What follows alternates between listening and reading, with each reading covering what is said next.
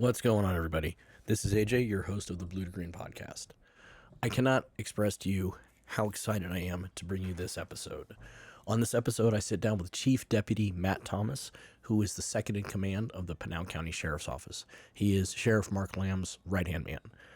On this episode, we sit down and we talk about everything law enforcement related and cannabis related. We talk about cannabis and the legalization. We talk about the drug cartels. We talk about immigration. We talk about law enforcement and mental health. Not just law enforcement and mental health, but mental health as a whole. I cannot thank Matt enough and express enough gratitude for him giving me nearly 2 hours of his time to come and sit down and talk with me and share his thoughts and his feelings, and was completely open and very sharing. And again, I can't say thank you enough. I'm very excited about this episode. It's been very, very difficult for me to get police officers to come onto this podcast because, well, I don't really know why, but I have approached every law enforcement agency pretty much in the East Valley of Phoenix, or, in the Phoenix Valley, and I've been turned down by most of them because of whatever reason. I'm not sure why the executive staff and command staff won't allow their officers to come on, but again, I cannot thank Matt for coming on enough, and I really, really hope that this episode starts moving the needle towards bridging the gap between the law enforcement community and the cannabis community. Stupidly, I did say, though, on the podcast to him, I said, I think you're the first police officer to ever come on a cannabis podcast, pro-cannabis podcast, and I forgot my own podcast where about a year ago I had a police officer come on. So you can check out that episode. But anyways, again, thank you so much for tuning in. I truly hope that this starts to open up conversations and just show the human side to everything and everyone regarding law enforcement and cannabis, and just what my whole mantra is and what I'm trying to do with this podcast. So thank you very much, everyone. Take care, and let me know what you think. He threw some things out of the car right there. He's throwing some things out the passenger side. They're along the wall, the slow lane wall. 619, he's throwing dope out the window. We got bills and marijuana coming out. 619, I copy bills It is and your marijuana six. coming out of the window at 2328.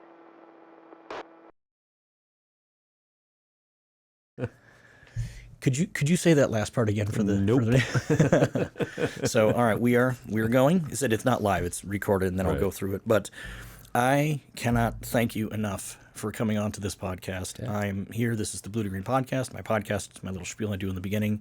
I am sitting here today with Mr. Matt Thomas, who is the number 2 of Pinal County Sheriff's Office. Yes, sir. So I just want to say thank you very much, and from the bottom of my heart, I am grateful and thankful for you for coming on.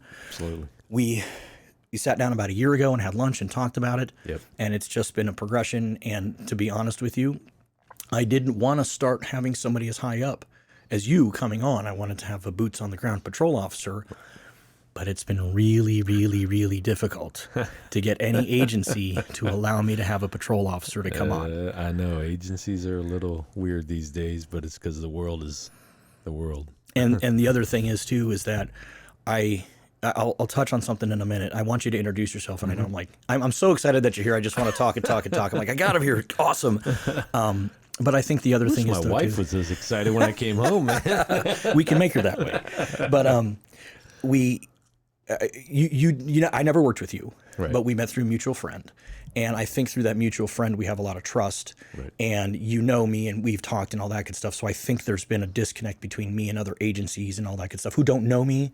And I'm making an assumption that they could think I'm out to get them. Right. Like, oh, this guy's just about smoking weed and all that good stuff. Right. Well, because I mean, honestly, if you see an organization like Normal, right. Your assumption is going to be that they're anti-us, which is cops, right? Because there's that tension there. Right. And it just like, we were kind of talking about before we got on was the whole political left and right, how it is right now. I think it's kind of the same in this world, Agreed. right? So the normal people probably think cops are this or that, and cops think the normal people right. are a certain. So there's all these stereotypes that we run in our head. And I'm at a point, I think, not probably in my career for sure, but in my life where I really don't care about all the stereotypes. Like I want people to be nice to other people. Don't be an asshole. Yeah, exactly. Yeah. And the thing is too, is that I've had several attorneys come on to this podcast. One of them, Mr. Tom Dean, who's a cannabis defense attorney, and on my podcast, he says, "No. We want good cops. Right. We're not anti-cop."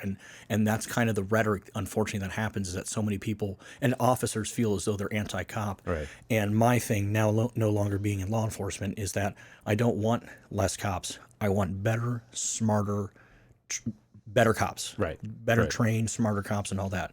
But before I just continue to talk, could you please do me a favor and introduce yourself and just give a tiny little background, whatever you want to talk about? Yeah. So my name's Matt Thomas. I was born and raised here in Arizona. I was born at Good Sam up in Phoenix, and then raised over in South Phoenix, which was interesting because I was like the only white guy in my neighborhood, pretty much all Hispanic neighborhood. So I have kind of a strong Hispanic background for a white guy. And Nice. then moved out to Queen Creek because my mom moved me out here in high school because it was getting really crappy up there that time. It was in the 80s. Okay.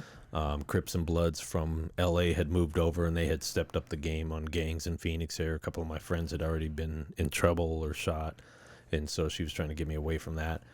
Moved out to Queen Creek and finished out high school there, and it was pretty damn awesome back then because it was a small town. Right. So I was coming from, what is the fifth largest city, fifth or sixth, depending. They go back and forth. So moving from the inner city out to Queen Creek, which was a farming town, and just culture shock a little bit. But I remember one specific time, and I know we're getting off track here a little bit from background, but I remember one specific time where a guy came up to me, and it's, week 1 or week 2 of my starting this new school, and he says, "Where are you from?" And I said, "Oh, I don't bang." And he's like, "What?" And I said, "What?" He's like, "Where are you from?" And I said, "Dude, I told you I don't claim anything. I'm not a gangbanger." And he goes, "I don't know what you mean." He goes, "I'm asking you like where you came from." And I said, "Oh, okay. Got it. New language. Where are you from? Where I'm from means what gang are Right. you from?" And I said, "I thought that's what you were asking me." And he's like, No. I just want to know where you go. Oh, okay. So anyways, grew up in Phoenix, came out to Queen Creek, finished out high school. After high school, met my now wife. We've been married 29 years, just past 29 years. And when I was 20, I got hired on with the sheriff's office in Pinal County. I had kind of applied to 3 or 4 different agencies. Pinal County was the first to grab me, and been there ever since. And so I started in our jail, worked in detention for about a year, then went out to what they say is the road, right? You go out to the road to be a cop. I was a deputy up in AJ first, and that's back when the dozen was the dozen. They weren't the Yeah. Hells Angels yet. Yeah. Meth was being made in bathrooms, all that kind of stuff. And then worked a couple specialties. So I went to traffic. I worked interdiction, did undercover, promoted out of undercover work as a sergeant, went back to patrol. I did patrol. I did training as a sergeant. I ran our academy as a sergeant. I went back to narcotics as a sergeant. I was on our SWAT team for about 18 years during that whole time. Okay. And then eventually promoted to lieutenant. And as a lieutenant, I was mainly SWAT, narcotics, anti-smuggling.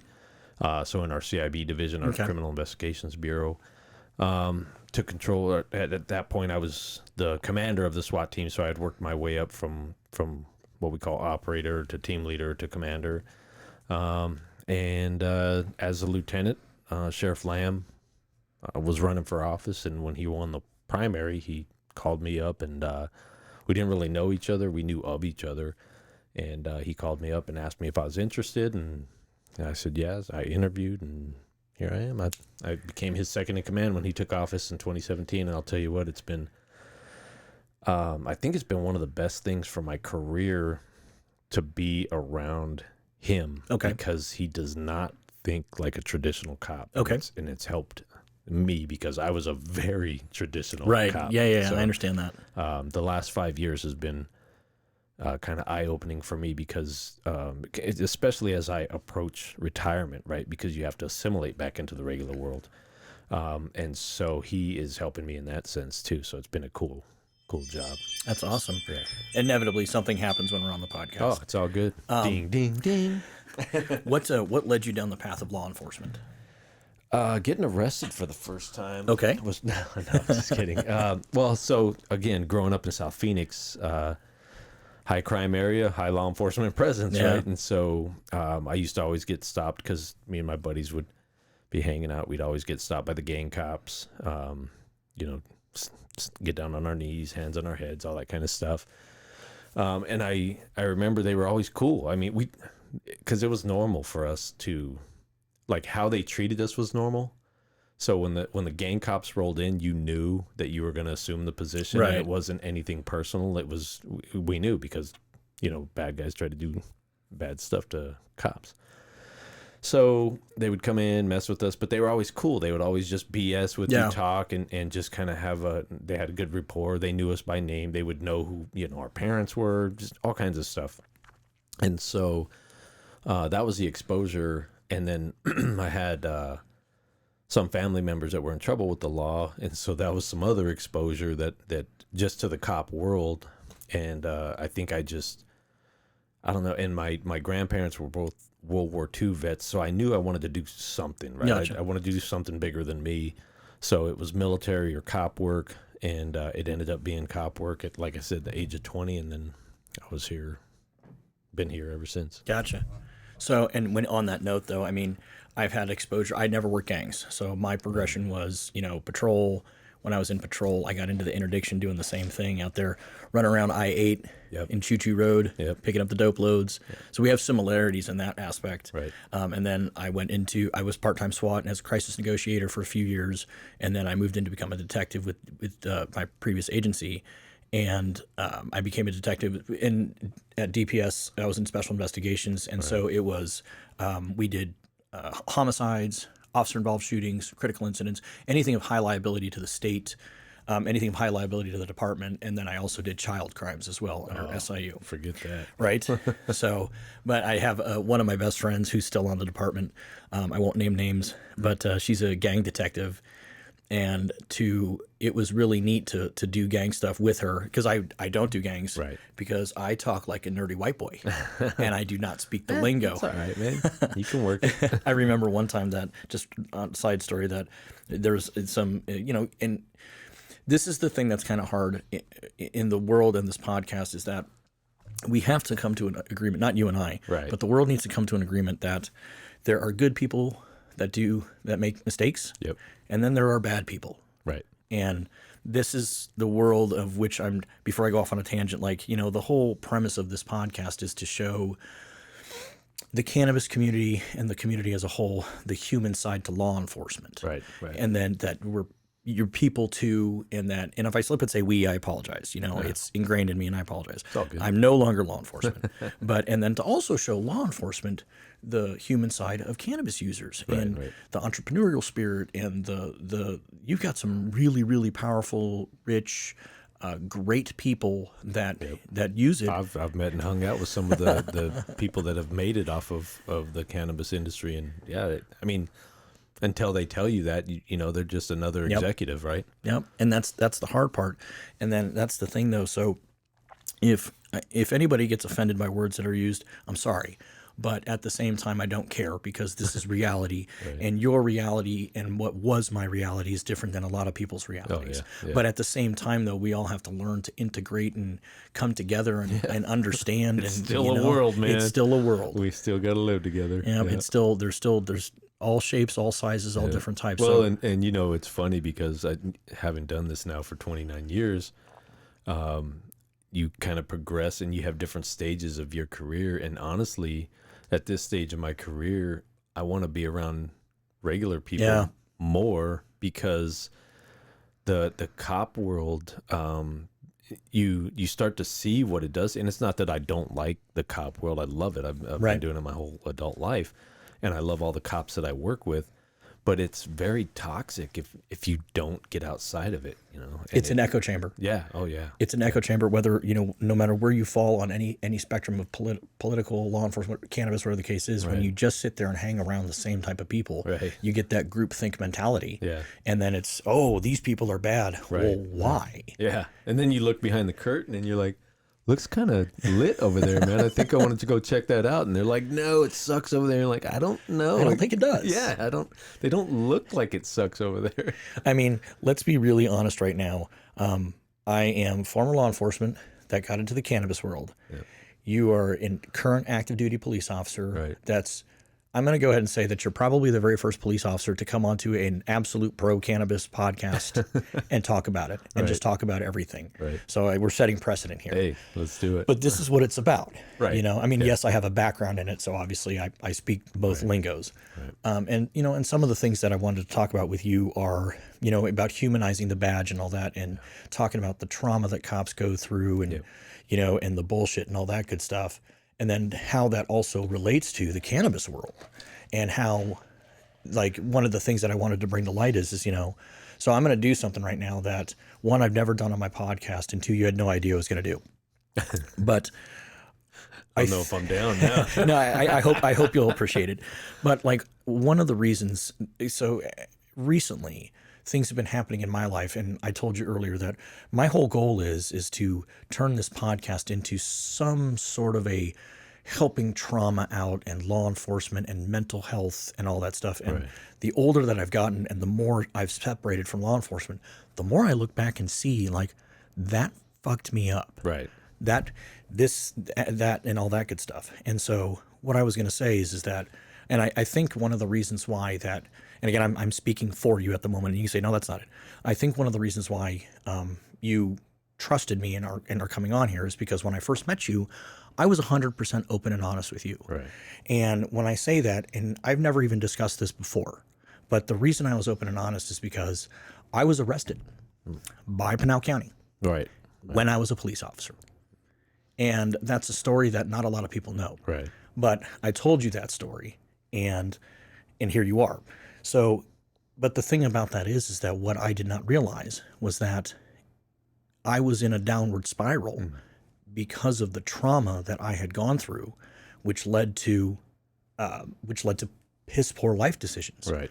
which led to getting into an argument with my wife that unfortunately got escalated. And then unfortunately she came at me and I pushed her. Yep. And the only way I'm ever going to establish any kind of trust with any law enforcement in the world is to be open and honest. Right. And it's also public record. You know what I mean? So anybody can go and pull this up. But what I did not realize was I was injured. That's when my back injury very first occurred. I was not dealing with it. I was drinking. Right. You know, and I had a very traumatic situation. One of the things that really fucked me up was I investigated a law enforcement death, and it was the death of Officer Darren Reed up in Sholo. Oh, yeah. That really, really traumatized me mentally, and I was the last person to be with his body. So, but I'm even able to sit here and talk about it because I've done the work. Right. And so what I did not realize was that those traumatic events led to my downfall, led to me doing those self-destructive behaviors that ultimately one night on St. Patty's Day led to me getting arrested. Yep. But the thing is, though, that I did not realize is that it's the best thing that ever happened to me. Mm-hmm. And because that's what set me down the path of getting my life straight, getting my mental health straight. Yep. And if I'm going to be open and honest and try to make any impact in the world, I have to talk about it. I have to be open and honest about it. And one, I will say that Pinal County Sheriff's Office was completely professional throughout the entire thing. Right. So I fully expected a lot of blowback and all that stuff. And it ultimately led to my demise in law enforcement. Right. So that and my back injury. Yep. So, I mean, you know, there's no going around that. Now, if we could get the politicians to understand what you just said, right? That would be fantastic. Right. And I'm tooting my own horn here when I say this, and again, my record is public record. You can go to my previous agency and pull it up, but Right. I had no issues in my background. I had nothing. I didn't even have a citizen's complaint, and I led the state in felony arrests and pursuits and dope loads for a certain period of time especially my area, but it was the mental trauma that I had not dealt with and wasn't dealing with that caused those issues. Yeah. Well, and like you and I talked about, we had a little bit of pre-discussion before we went live, but sometimes I think we forget that it's not just the job that, you know, we have trauma from, that there's regular life that you have trauma from. And some of it you either don't know, you won't acknowledge, or you just don't understand what things happen to you throughout your life that, because like for me, I got shot at the first time. I think I was like 12. Okay. Maybe That's 12, a little maybe, early. Yeah, 12 or 13, right around there. And when I think about that, my son right now is 14, and I can't even imagine that happening to him. Right. And so then you think back and you're like, when I think about that, like my son's 14, there's no, like I can't make up a story where it's okay for him to be in that situation. Right. And my mom doesn't know this, and she's gonna find out, probably not from a podcast, but right. I wrote a book and I wrote it about it in the book. And so you deal with stuff like that in your life as a kid, and growing up down there was just, all kinds of things going on all the time that you see. And so for me, it's beyond law enforcement even, and life in general, just life trauma. And I think people think that trauma has to be like, oh my God, there's a bloody body all mangled or whatever. And it's not, man, because people handle things differently and process things differently. Trauma can be pretty simple sometimes for people, and it can cause a lot of damage. And like for me, I may look at it and be like, suck it up, pussy. Yep. But that person, it is devastating for them because they don't have the capacity to deal with that. I follow and I've made contact with a law enforcement psychologist out of California, and one of the things she posted the other day is, how do some people walk through the fire and not get burned? Right. And some get consumed and burned alive. Right. And the experiences, in the law enforcement world, this is the thing that I want to get the message out to, is that it's like you're dealing every day. And again, there's the childhood trauma that we grow up with, the early adult trauma that we grow up with, whether, and I'm not talking like a breakup of a girlfriend, but we're talking about traumatic events here. Right. And then you move into the law enforcement world and you're dealing with just dead bodies and dead children and dead. Everywhere you go is death. Death and destruction. That's all it is. And it's just like... And it becomes normal for you. It does. Yeah. That's where that really, really dark gallows humor comes, and you're laughing at shit. That's why, like, when two cops go to a party and we start talking about stuff and you realize everybody at the party has stopped and they're listening to you. Not only are they listening to you, but they're actually, like, repulsed by your story. And you're like... that's not normal. That's not normal? No. It's not normal to eat a sandwich while inventorying a dead body. Yeah. This is not normal behaviors. Yeah. We're going to get way off track, but there was a point where I realized that the normality, right, of the job was when I picked up a brain. So it was a car accident, and I'd never seen this before. That's why I was fascinated by it. But the A-pillar hit the guy on the head and popped him like a pimple, right? And so the brain is sitting there fully intact, just like it had been removed surgically. And I went over and I picked it up, because you have to put everything back together. And I picked it up just like another piece of equipment to put it in the body bag. And my buddy started, and I'm like, what is wrong with you, dude? And he's like, what's wrong with you? And I knew that, is it not normal just to pick up a brain and put it back? No. Put it in a bag? Yeah, apparently not. No, it's not to the normal world. When I became a detective, and there was a law enforcement shooting out of Yavapai County, and so DPS got called to do the investigation, and my unit went, and I was green to the team, so I was brand new at everything, and I had to go to the autopsy. And this was up in Yavapai County. Have you ever been up to there? Smells, no. Yes. But just the autopsy smells, yeah. Well, at Maricopa County, it's all behind a window, and there's tons of people doing it. But at Yavapai County, it's a room a little bit bigger than my studio here. But you're gloved up with the forensic pathologist. And the pathologist, he turned around, he goes, hold your hands out. And I went like this. He goes, put them together. I went like that. And he took the brain out and put it in my hands. And I was like, oh my God, I'm holding a man's brain. Yeah. Like, holy shit. Yeah, this is not normal stuff that people see. Right. And I still remember I'd seen people, dead bodies that were, from funerals. Right. But I remember going to my first dead body in an accident, because I was highway patrol. I should make that delineation that, as a state trooper, you start off as a highway patrolman. Right. And then, as a deputy, you probably, other than the jails when you started in patrol, correct me if I'm wrong, stop me if I'm wrong anywhere along the way, but you probably start out doing patrol, answering the calls for service regarding domestic violences, barking dog calls, everything you bank can imagine. robberies, all the stuff in between that a city cop would also do. Right. So, for lack of a better term, you guys are city cops that also have jurisdiction out in the middle of nowhere. Yeah, pretty much city cops on steroids because we're way better. And then I'm not one anymore, but then there are the state troopers. Yeah, so they're a special breed. You've seen Super Troopers, right? That's them. that was us. Yes, that was a good time though. But yeah, no, there's so many things that we go through that. Again, and I'm going to make the assumption that probably when you started before I did, it would have been my 16th year this year, 16th or 17th, I can't remember off the top of my head. But it was just suck it up and deal with it. Yeah. Oh, yeah. Yeah. You didn't mention that something bothered you or whatever, because then you would be blackballed and considered not worthy to you'd kind of get pigeonholed, And if you told him, if you were having any sort of ideations of anything, particularly suicide, your badge is going to get stripped from you. Right. Your gun is going to get stripped from you. You're going to get put on administrative leave, and you're going to be a pariah. Right. Nobody's going to talk to you. Right. And I'm hoping that these things are changing. I'm hoping that these things are, because part of my story is I don't want other cops to do what I did. Right. Right. Yeah. And that's a big part of, like, with the sheriff and I, in these positions, we have the luxury to be able to be change makers, right? And because we're in charge. And so that's been one of our big pushes, is just the mental health piece, kind of getting rid of the stigma of having, like, I have a counselor.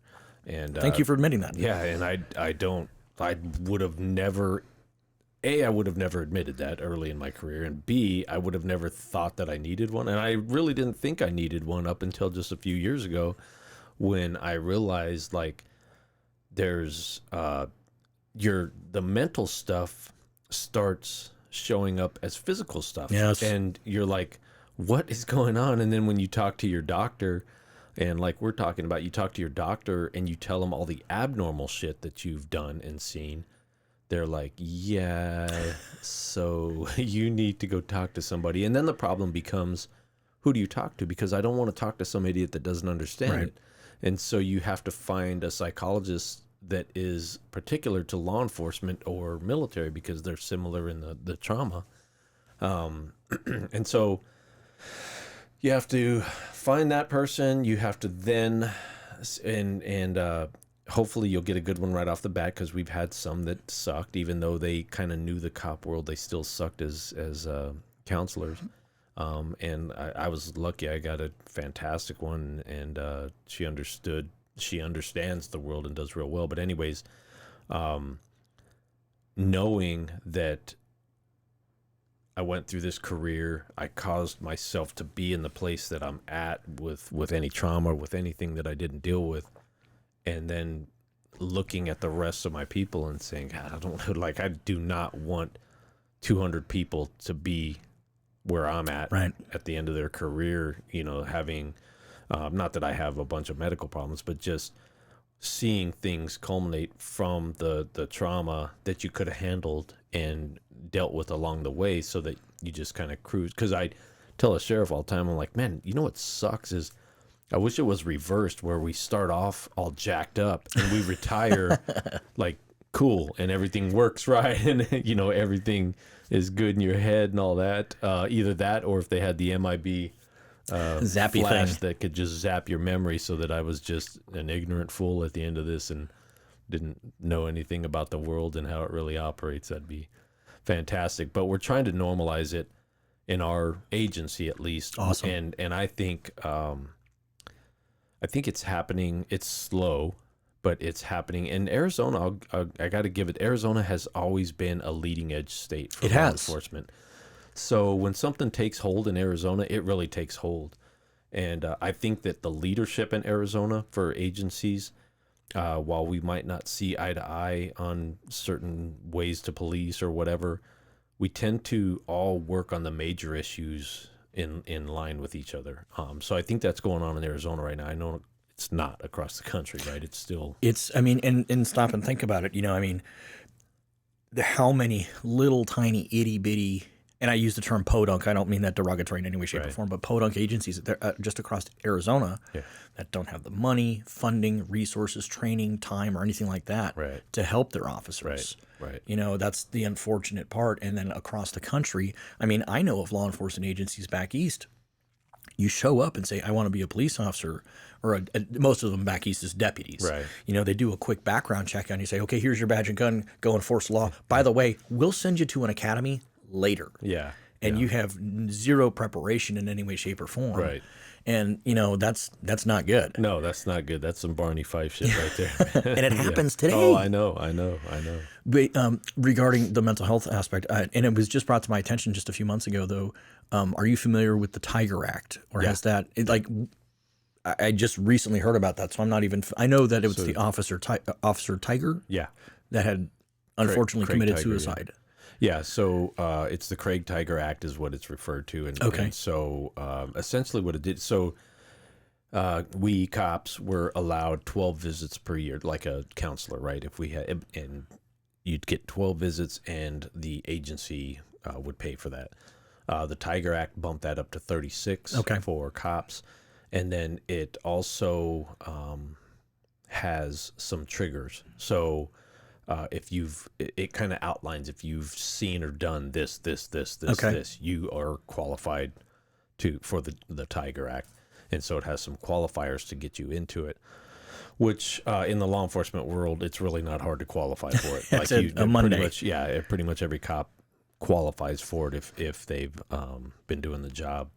So it provides that, and it has a few other provisions, but it's going to sunset at the beginning or spring of next year, 2023. And what that means is it was a law, it was enacted, and it had a sunset date on it. And so we're hoping that the governor and the legislatures go ahead and keep it going. Is it for funding reasons that it probably had us? I would imagine so, because it requires a lot of the agency, right? Because it's one of those mandates that I've learned in county government, that the big bad state gets to do whatever they want. They mandate whatever they want, and they never give you the funding to do it. So what happens at the county level is the state said, hey, here's a new rule. And we're like, cool, that's going to cost us $1 million a year. How are we going to fund that? And they're like, we don't know. Figure it out. I'm like, you bastards. It's an unfunded mandate, unfortunately. Yeah, And they do that shit all the time. Yeah, and so that's what happened with the Tiger Act is it was unfunded. But I think it was a mandate because with Tiger, a lot went wrong. Right. And so I think it was right of the legislatures to step in and say, because you know how it is, man. Every agency is run by different people. Right. If you don't have a good leader, they're not going to do good things for their people. And so I think in this case, they realize like we've got to do something for everybody to make sure they're covered. So yeah, it's in effect. We use it. We've actually been over the last, let's say 3 or 4 months, we've been doing a lot of work on it to make sure we're doing everything properly Okay. and taking care of our people under that act, because it has some requirements with it. You definitely have. I follow you on Instagram. I see what you post, and I've had conversations with you outside of this, and you obviously appear to be progressive in a way that's we need to do better for our people and this or that. Have you ever seen or noticed, and again, not naming names or anything, but is there any resistance to this new mentality? Yeah. I don't want to call it the kinder, softer, gentler approach, but it is. Yeah, there is, dude. There's and I gotta admit, I was one of them, man. I was one of the like even with doing the cop job, it was like fuck these guys, they broke the law, send them to jail, right? And I mean with weed, right? Fuck it, he's got an ounce. He's not supposed to have an ounce. He's out, and just hard line. Yep. But as you go on, and again, I blame it on tenure, more of tenure in life than as a cop. I think you start to see, especially when you have children or close family members, that because here's the problem with cops: we think we control everything, Yep. and we don't control a fucking thing. Right. You don't really realize that until you lose control of yourself or family members. So I think like what set it in for me is watching my kids grow up, because I've got a 30-year-old, a 19-year-old, and a 14-year-old. Watching the kids grow up and then realizing you know, I want them to go this way, and then they go that way. And you're like, oh my God, like I have zero control over this, right? And that whole illusion of control, once you realize that it is an illusion, I think it helps you kind of process and move in a positive direction. And I went way off on that one. There's no set agenda. We're Right. good. Well, but that's the thing though too, that like regarding the weed thing. Yeah. So, you know, so I experimented a little bit as a teenager, Right. and then like the last time I used it, you know, maybe like 20 years old or whatever. Right. But I drank, and which is the worst thing on the planet. And now that I've progressed, and my whole journey into the medical cannabis world stemmed from my back injury. Right. And I was prescribed opioids, and I re-herniated, and then I went back in and I worked on it, but then it exploded. And I was to the point where I could not move. I was literally incapacitated for 5 weeks, and it was an emergency surgery that I had to have. And I was laying on the ground. This is back in 2017. I'm out of law enforcement at that time. And I was popping Percocet every 2 hours. Right. Just because the pain was so severe. And I've got a brother of mine who's been smoking weed for 25, 30 years, and he lives right down the road. Does he say dude a lot? Because I feel like they do that. Oh. Dude. But so I called him up and I was like, man, I've heard it works for pain. Can you bring me something? You know, and again, this was before it was recreationally illegal, Right. but I was in so much pain I did not care. Right. If Pinal County busted through my door, I would have said, I don't care. That's fine. Yeah. And obviously it's weed. So he brought me a little nug of some weed. I don't know what it was. A nug. Yeah, a little nug. And I smoked it, and within a few seconds I was starting to have immediate pain relief. I thought you were going to say you were hungry. Well, I was later. But so I had immediate pain relief, but that began my journey. I was like, holy shit. So Right. then I had emergency surgery, and then the pain subsided because obviously the surgery worked.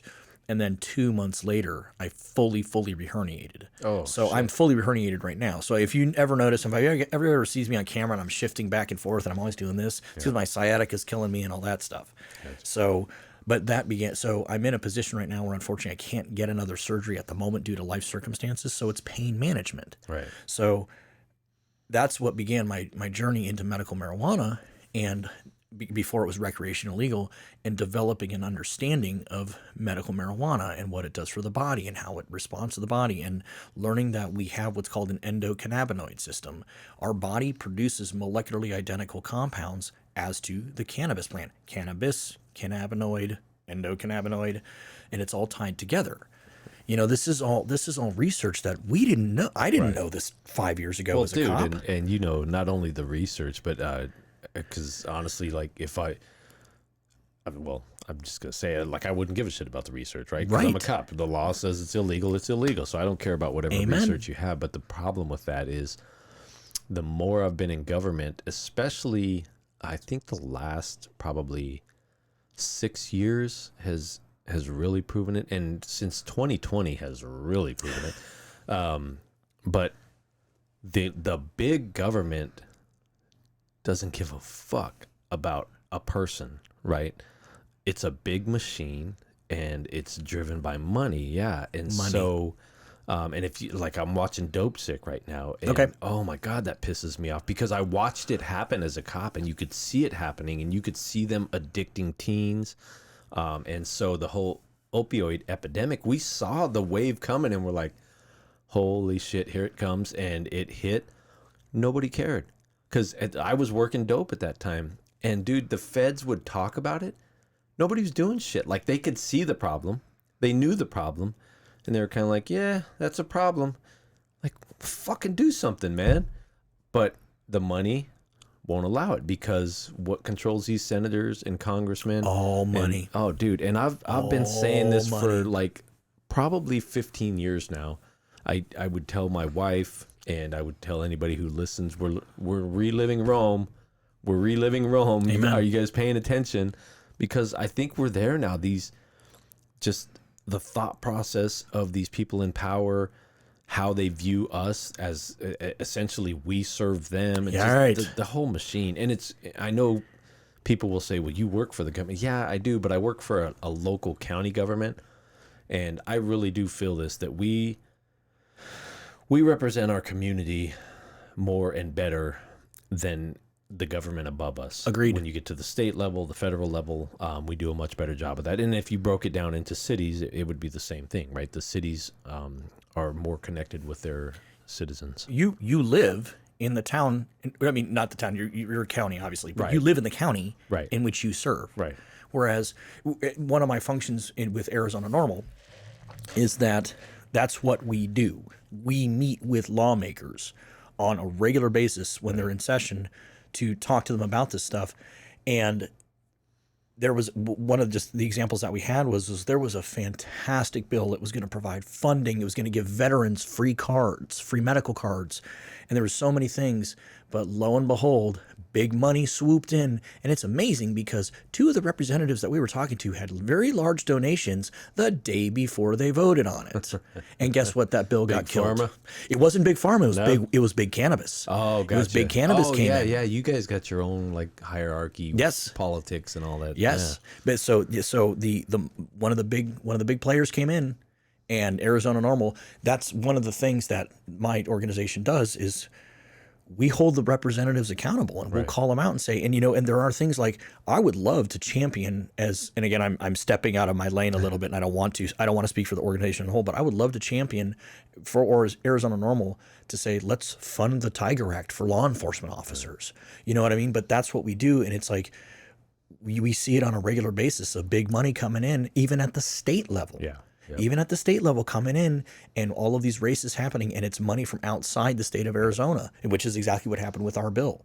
This was a bill that we were very proud of. We had doctors on board. We had tons of big people that were like, this is many, many great things, but it was going to cause more competition, which meant the big guys now were going to make less money. Right. So therefore they killed it. Yeah.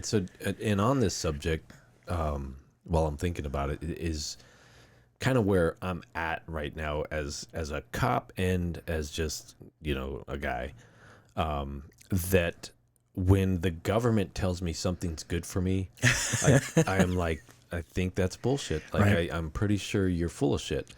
And why I say that is because, like, as it relates to weed, it's been tough, man. And you got to think about it. Weed has been illegal my whole life, right? Up until just a few years back. Yep. 2010, they did the medical, and we were told then when they get the medical through, the rest is coming. So stand by. That's the leak in the dam that they needed, right? And now it's going to come gushing out. And so we knew legalization was coming as cops.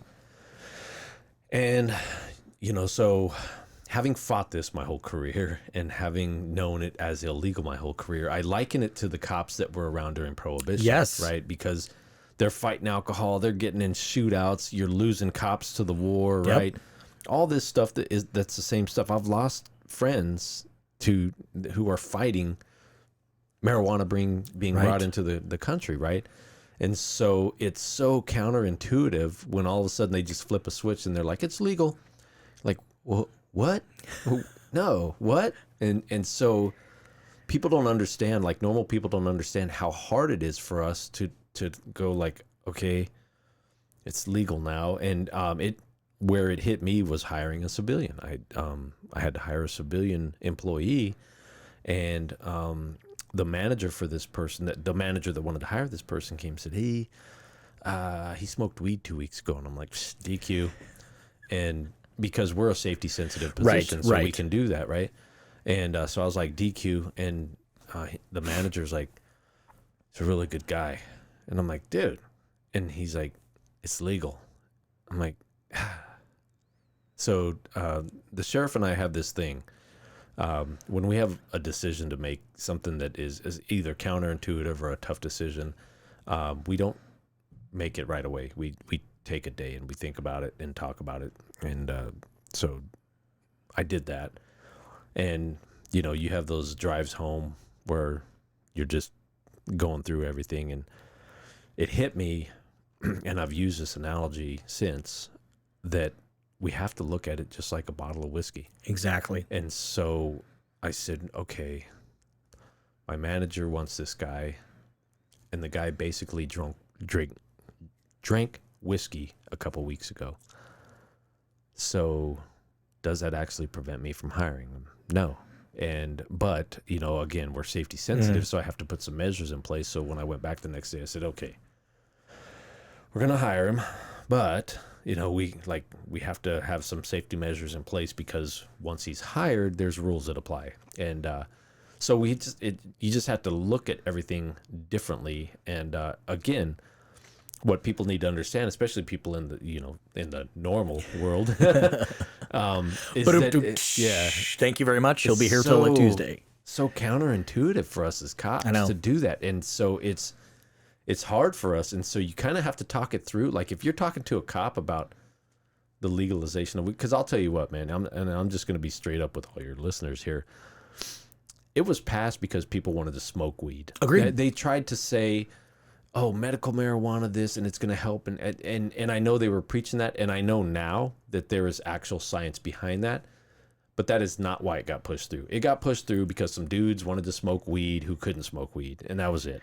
And they got it pushed through nonetheless. But as we have learned, now that it has become fully legal and recreational, that there's a lot of benefits to it. And I think it's fucked up and cool at the same time. It's fucked up because these vets had to go through and deal with what they're dealing with.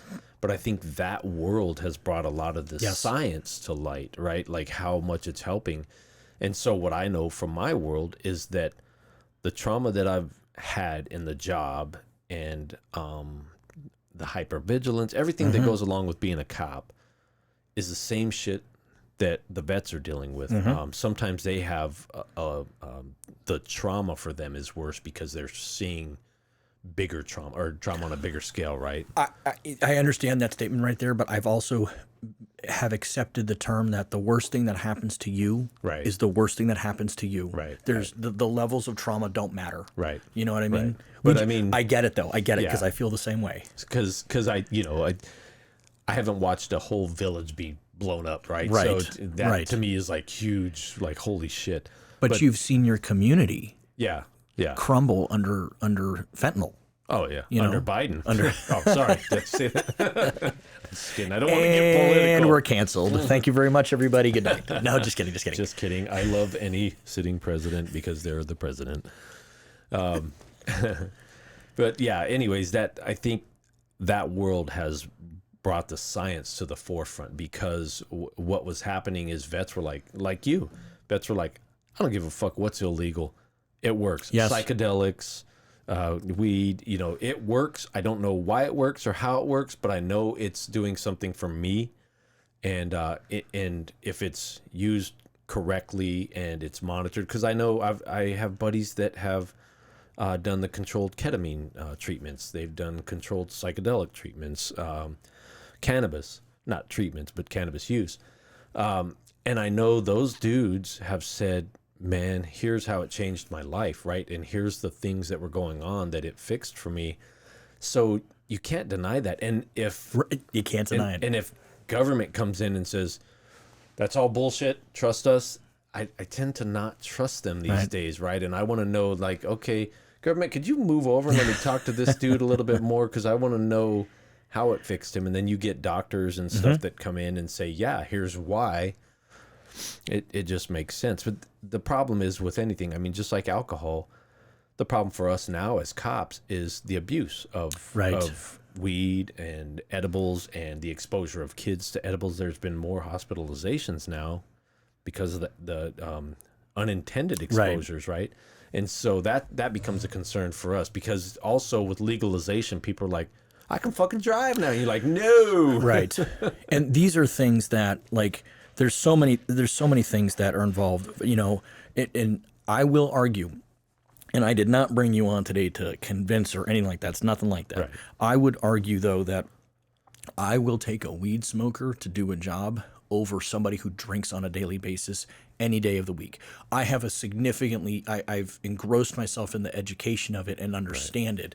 And it's the sort of thing, hey, man, don't smoke before you come to work. At the end of the day, go smoke 6 joints. I don't care. Right. And it's the way that affects the brain differently because, the one thing too, and I found myself getting into an online debate with a bunch of my old cop buddies. Dude, why would you do that? And these were all my friends. But you don't debate. You just drop a comment and you leave and troll them. I did. Yeah, no. So I showed him a bunch of information though. The Drug Enforcement Administration of it in and of itself in their drugs of abuse book even states that nobody has died from ingestion of cannabis alone. Right. Because you can't. Right. It would take an astronomical amount. But I have more Bro, alcohol. have you seen the concentrations now? Though? Oh, yes. Oh, yeah. There are some sitting 3 feet away from you.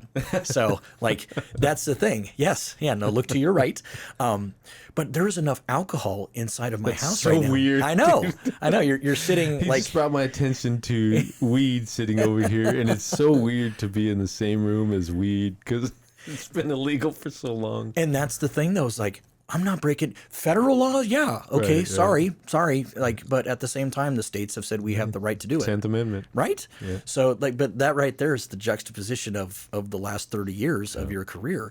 But I have enough alcohol inside of my cabinet right now to kill us 10 times over. Right. You know, one bottle of Everclear will kill a person. Yep. You know, I mean, assuming they're not just a full-blown raging alcoholic. Right. You know what's funny though? Just on the federal piece. God, I can't wait for people to see this episode, see that reaction. What's funny on the federal piece is the fact that the immigration thing, right? And this will get some people stirred up. But Arizona tried to say, "Hey, feds, we don't think you're doing immigration right, so we're going to create a law for our state to help it." HB 1070. 1070 was a big controversial SB racist 1070. bill, right? Oh, Arizona's racist now Right. because they're making an immigration bill.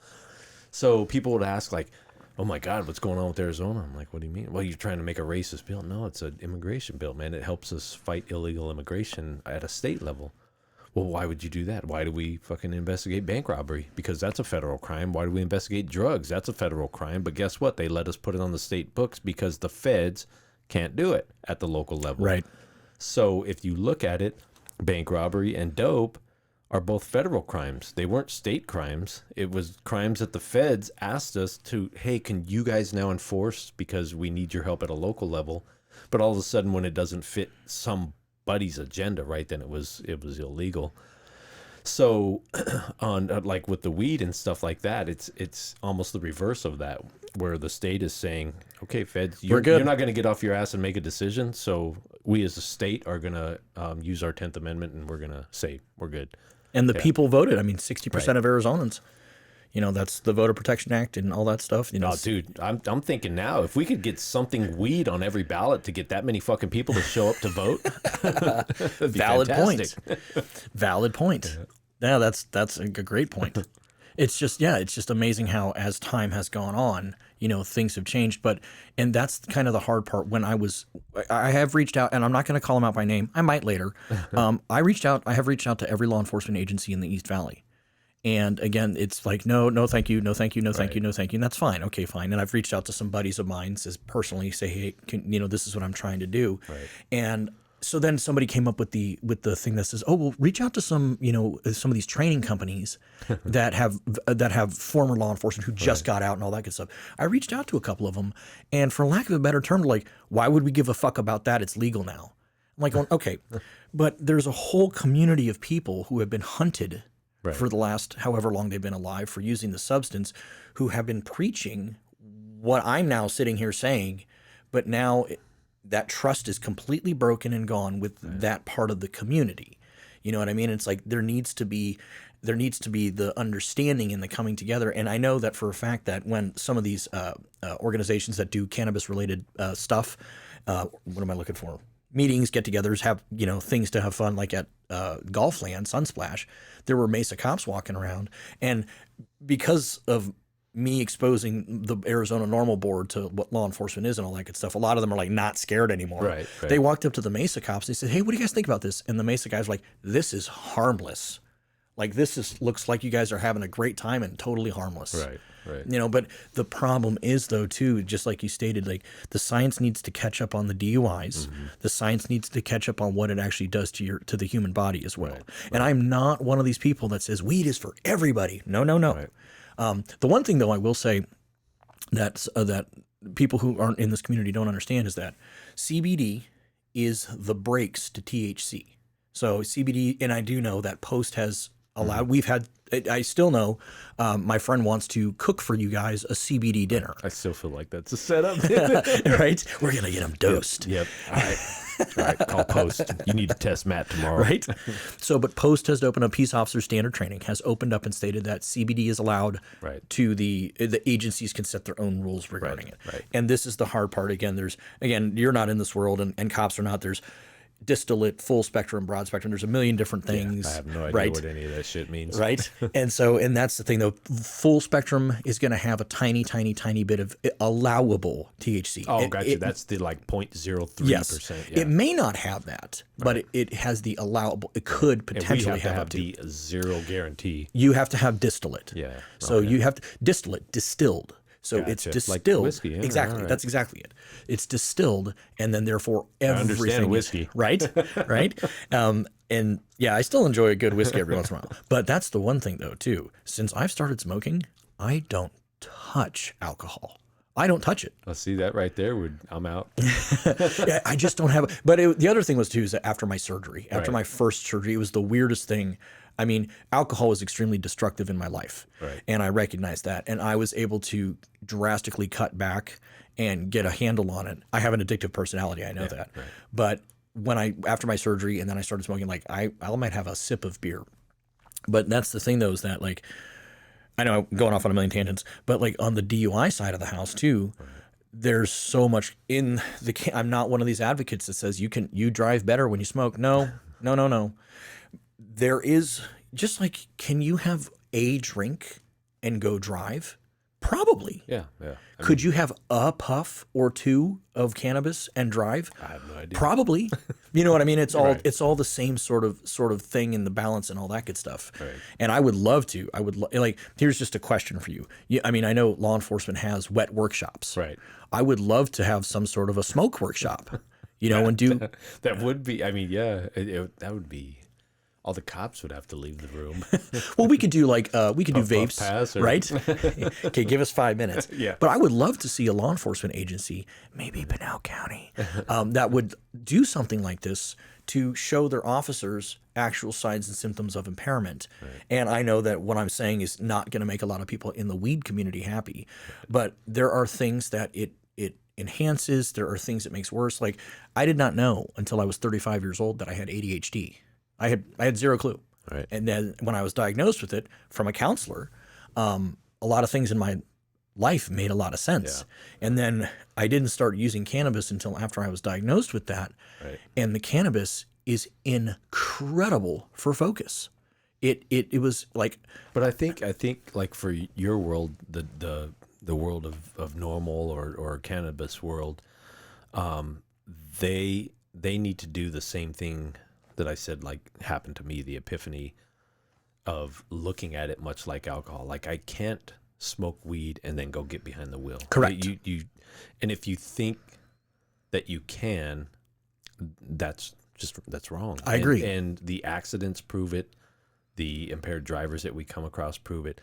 But the problem is, like you said, the science hasn't caught up yet because we can't say like, okay, what quantifies? Is it 2 puffs and then you have like an hour? Like we would with drinks, you kind of know, okay, here's how your body metabolizes it, and so in this amount of time you'll be here. With weed, we don't have that. We have no idea. Right, and so that's what makes it difficult. And so it's kind of one of those things where people have to have some reasonable sense and say, okay, if I'm smoking, it's just like drinking. If I'm sitting here smoking at home, it's probably not a good idea for me to get behind the wheel to run to the grocery store. Let's have somebody else do it. Because I wouldn't do it with whiskey. I wouldn't sit there and sip whiskey and then say, you know what, I'm going to take a drive. And that has actually become socially unacceptable, right? It's now unacceptable to drink and drive. And people will pressure you out of doing that more than they would in the past. Mm-hmm. And I think in the cannabis world that they need to understand that it's not some level of control that the government is trying to put on you because we don't agree with the legalization. It's the fact that it's not good to be under the influence of driving, right? It's not good to be under the influence of anything. Right, yeah, exactly. It doesn't matter whether it's cough syrup or too much caffeine. Shit, sometimes caffeine. Yeah, yes. I was going to say sometimes too much coffee. And yeah. I had a dude, this was many, many years ago. I saw him stopped on the side of the road out at I-10 and Riggs Road, and he was a security officer. And I said, hey, are you okay? He says, yeah. I says, I worked a double. I'm driving back from Tucson. I said, okay. I said, all right. And I took off. 15 minutes later, we get a call of an accident. Oh, no. It was him. Yeah.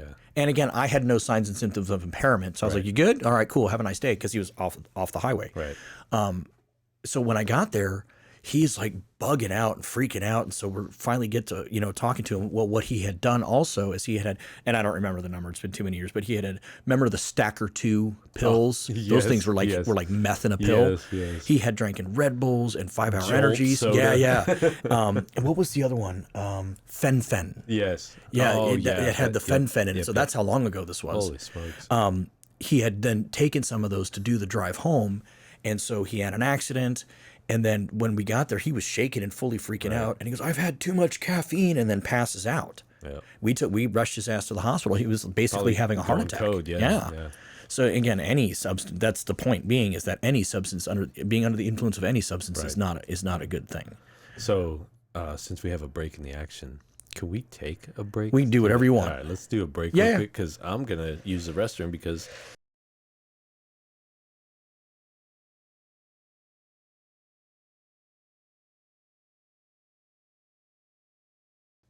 We are back. We have taken a small potty break. Thank you very much for joining back in. No, I'm just kidding. I try not to be kitschy or stupid or anything like that. So, all right. So I wanted to ask you a question, though, regarding the legalization of cannabis and the law enforcement community. Right. How has the legalization of it affected the communities, the law enforcement, the responses to calls? Have you guys noticed an uptick in anything? Has there been a rise in violent crime? Has there been anything like that? No, like if you're talking weed specific, no. I mean, really, when the law changed, the most significant effect on law enforcement was how to deal with the changes, right? Gotcha. It wasn't like okay, it's legalized and everybody's gone crazy on the devil's lettuce. No, it He's wasn't. walking around, pouring it down their faces. Yeah. Nothing like that. I did notice, though, around the whole community, there was a lot more dude being said. So the sales of Funyuns went through the roof. Exactly. Yeah. And again, like from my law enforcement career, I mean, I never once had a violent suspect who was high on just weed. Right. Weed and meth, different story. Weed is notorious, bro. I mean, it's seriously like the whole dude thing, right? It's notorious for, you pull a person over that's smoking weed, they're like, dude. I mean, yeah, they're notoriously chill, right? So just rattle a bag of Funyuns in front of them. Say, come on, come out of the car. Yep. No, so again, it was mainly the law changes because, and I hope Normal didn't write the law, but there was problems with the way they wrote it, right? Agreed. And so they kind of screwed us as cops because we're law enforcers, right? So whenever they put a law on the books, we enforce that law. Well, when this law went into effect, it contradicted itself in places. It wasn't clear in other places. And we need clarity, no contradiction, right? Because we need black and white for law. Now, there's a gray area where the officer has discretion. Yes. So the law needs to provide, here's what can happen, here's what should happen. And then the law enforcement officer has a little discretion, but the law was kind of jacked up, so we had to maneuver through that. And even the lawyers were kind of like, we don't know. Like some of this we're going to figure out as we go along, right? So that was the biggest problem for law enforcement, was just navigating this new law and how, I wouldn't say horribly, well, it was kind of horribly written because I agree with you 100%. Yeah. So it was navigating that. That was the biggest problem. And then figuring out what the new normal is going to be. And then, of course, like in the DUI world, figuring out how's this going to happen? Like, how are we going to do this now? And, of course, we have DREs, drug recognition experts that, they figure out the impairment piece.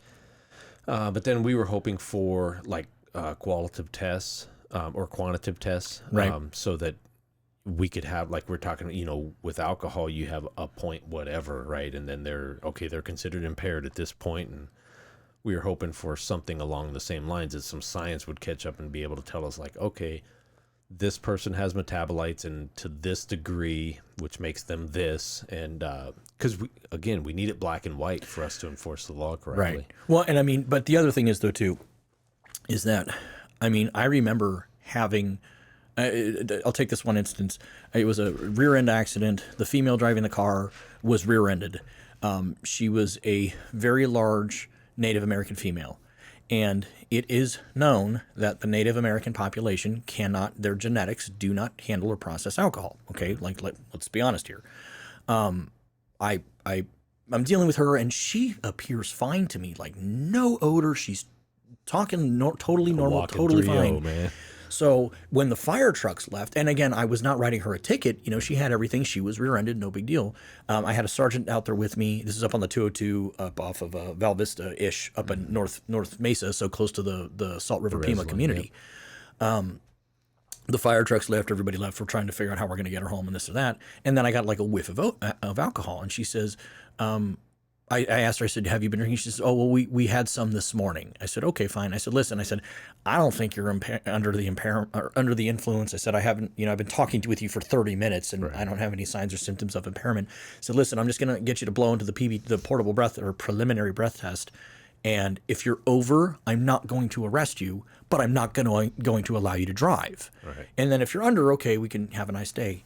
This chick blew a .311. Functioning alcoholic. I looked at the sergeant, and he looked at me, and I was like, holy fuck. And it's like, she's very obviously an alcoholic. Right. And when I asked her, I said, how much did you have this morning? She says, oh, we polished off a couple of cases. Yeah. And it was one of those things where equating it to alcohol and to marijuana, I do have an issue with quantitative tests for cannabis because we don't know. Right. I'm a medical marijuana user. I consume every single day, 99% of the time at night after the day is done, my back is killing me. I'm going to have some always in my body. That's what I mean, though. We need the science to catch up because, opioids is another example, right? So because you can be prescribed and you can take them and you can drive.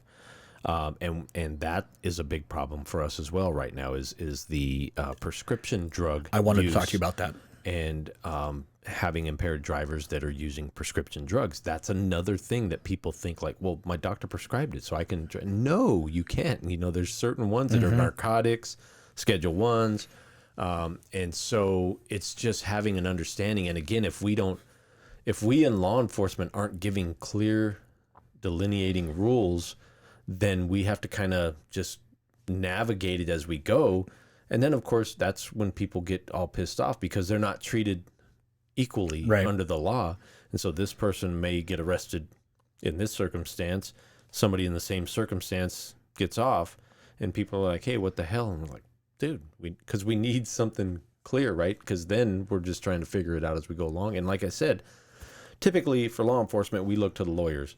So they put in a new law, and we're like, okay, lawyers, how do we handle this and how do we deal with it? And then they give us our advice to go on and we move forward. So we're looking to them. And when even the lawyers are like, we don't know, like this is so all over the place. We don't know. And so again, that was kind of the thing when it first passed. Everybody was like, oh my God, we have so much to navigate here.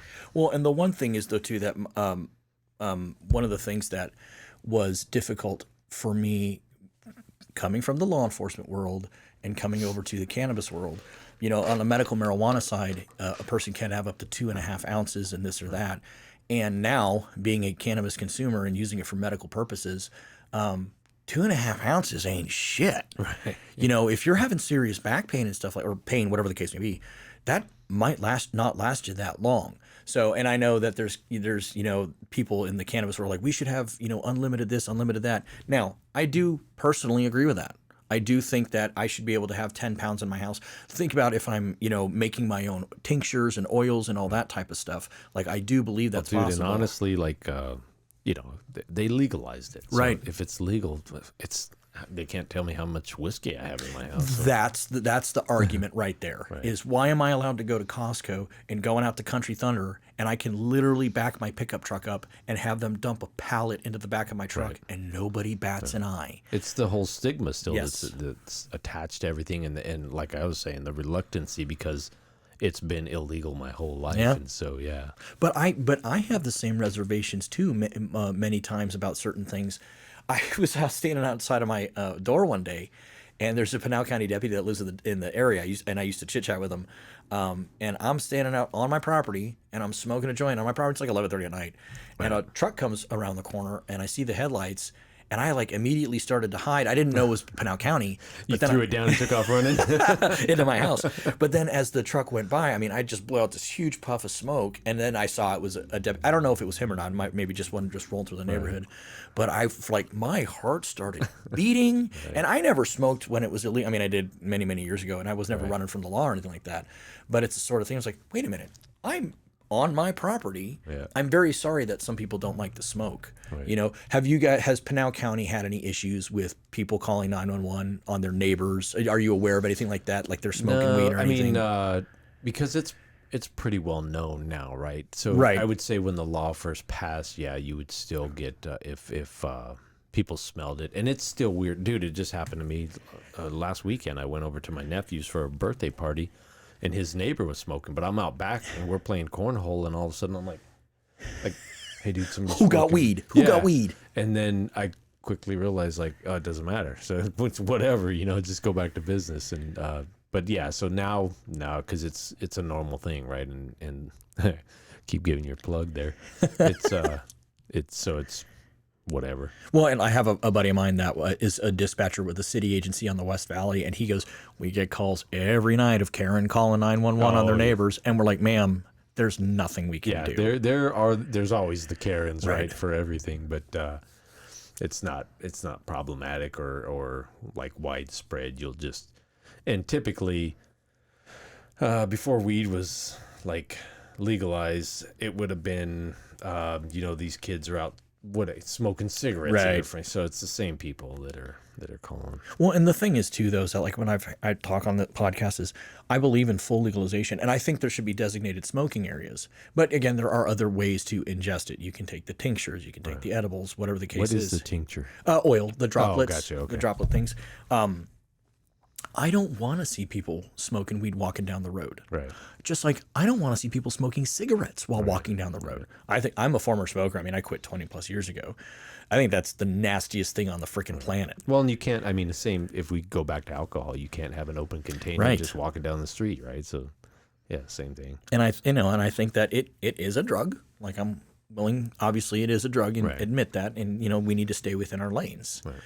It's not going to, no amount of convincing is going to convince some people. No amount of data or evidence is ever going to convince people. Right. But like we talked about, I mean, they're just, in today's world, there's got to be compromise because we're living in a 360 world, and you can believe what you can believe. I can believe what I can believe. And if I don't believe that marijuana should be legal, cool, I can believe that, but it doesn't like make it so. Right. So the fact is, it is still legalized, and we kind of just have to deal with it. So it's much easier to have a conversation and have an understanding, because like for me as a cop, I want people to understand where I'm coming from, why I was so resistant to it, and why it's weird for me. And, this is going to be for any cop. And a cop's not going to tell you on the side of the road because it's not the place to talk about it. And I think that's one of the big problems right now is people want to debate everything. Right. And it's like, dude, okay, I don't have time to debate this with you on the side of the road. That's not where I need you to educate me about weed and what you know about this and that. That's not it. If I'm trying to take some law enforcement action and I'm telling you, hey, because guess what? I'm not the judge. Right. I'm the cop. And so whatever I do, a judge is going to decide. And then that's where you make your argument, right? So that's the big thing that people need to take away is just like, go argue your case with the person that's actually going to make the decision. Because my decision is just, here's what I have in front of me. I'm making the best decision based on that information, and that's where we're headed.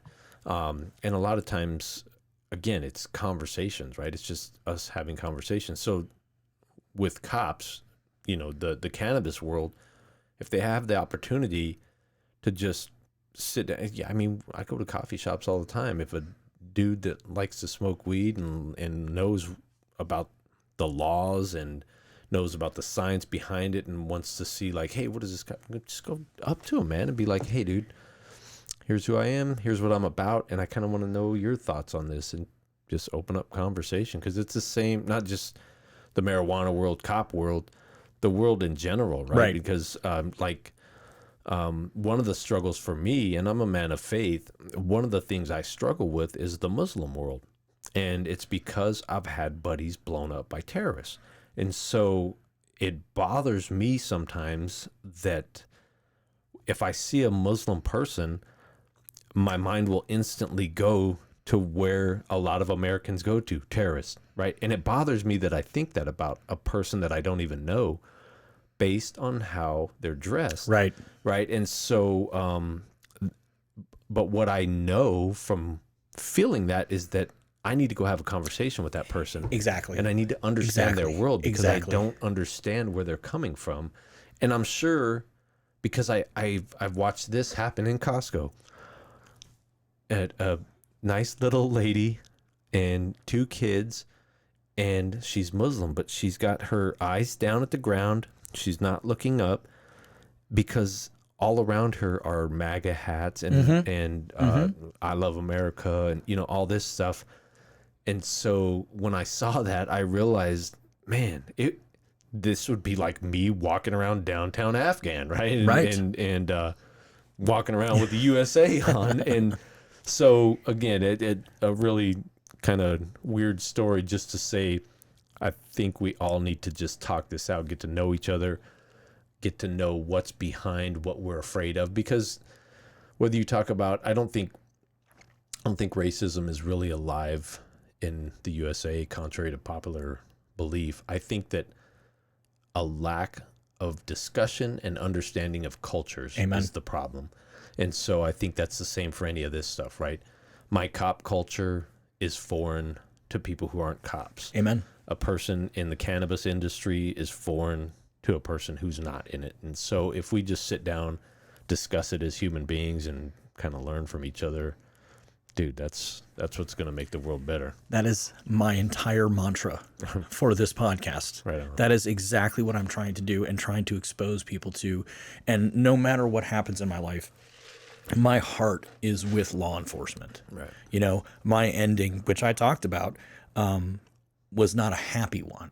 So my heart does still long for that. I would absolutely still be out there on the road.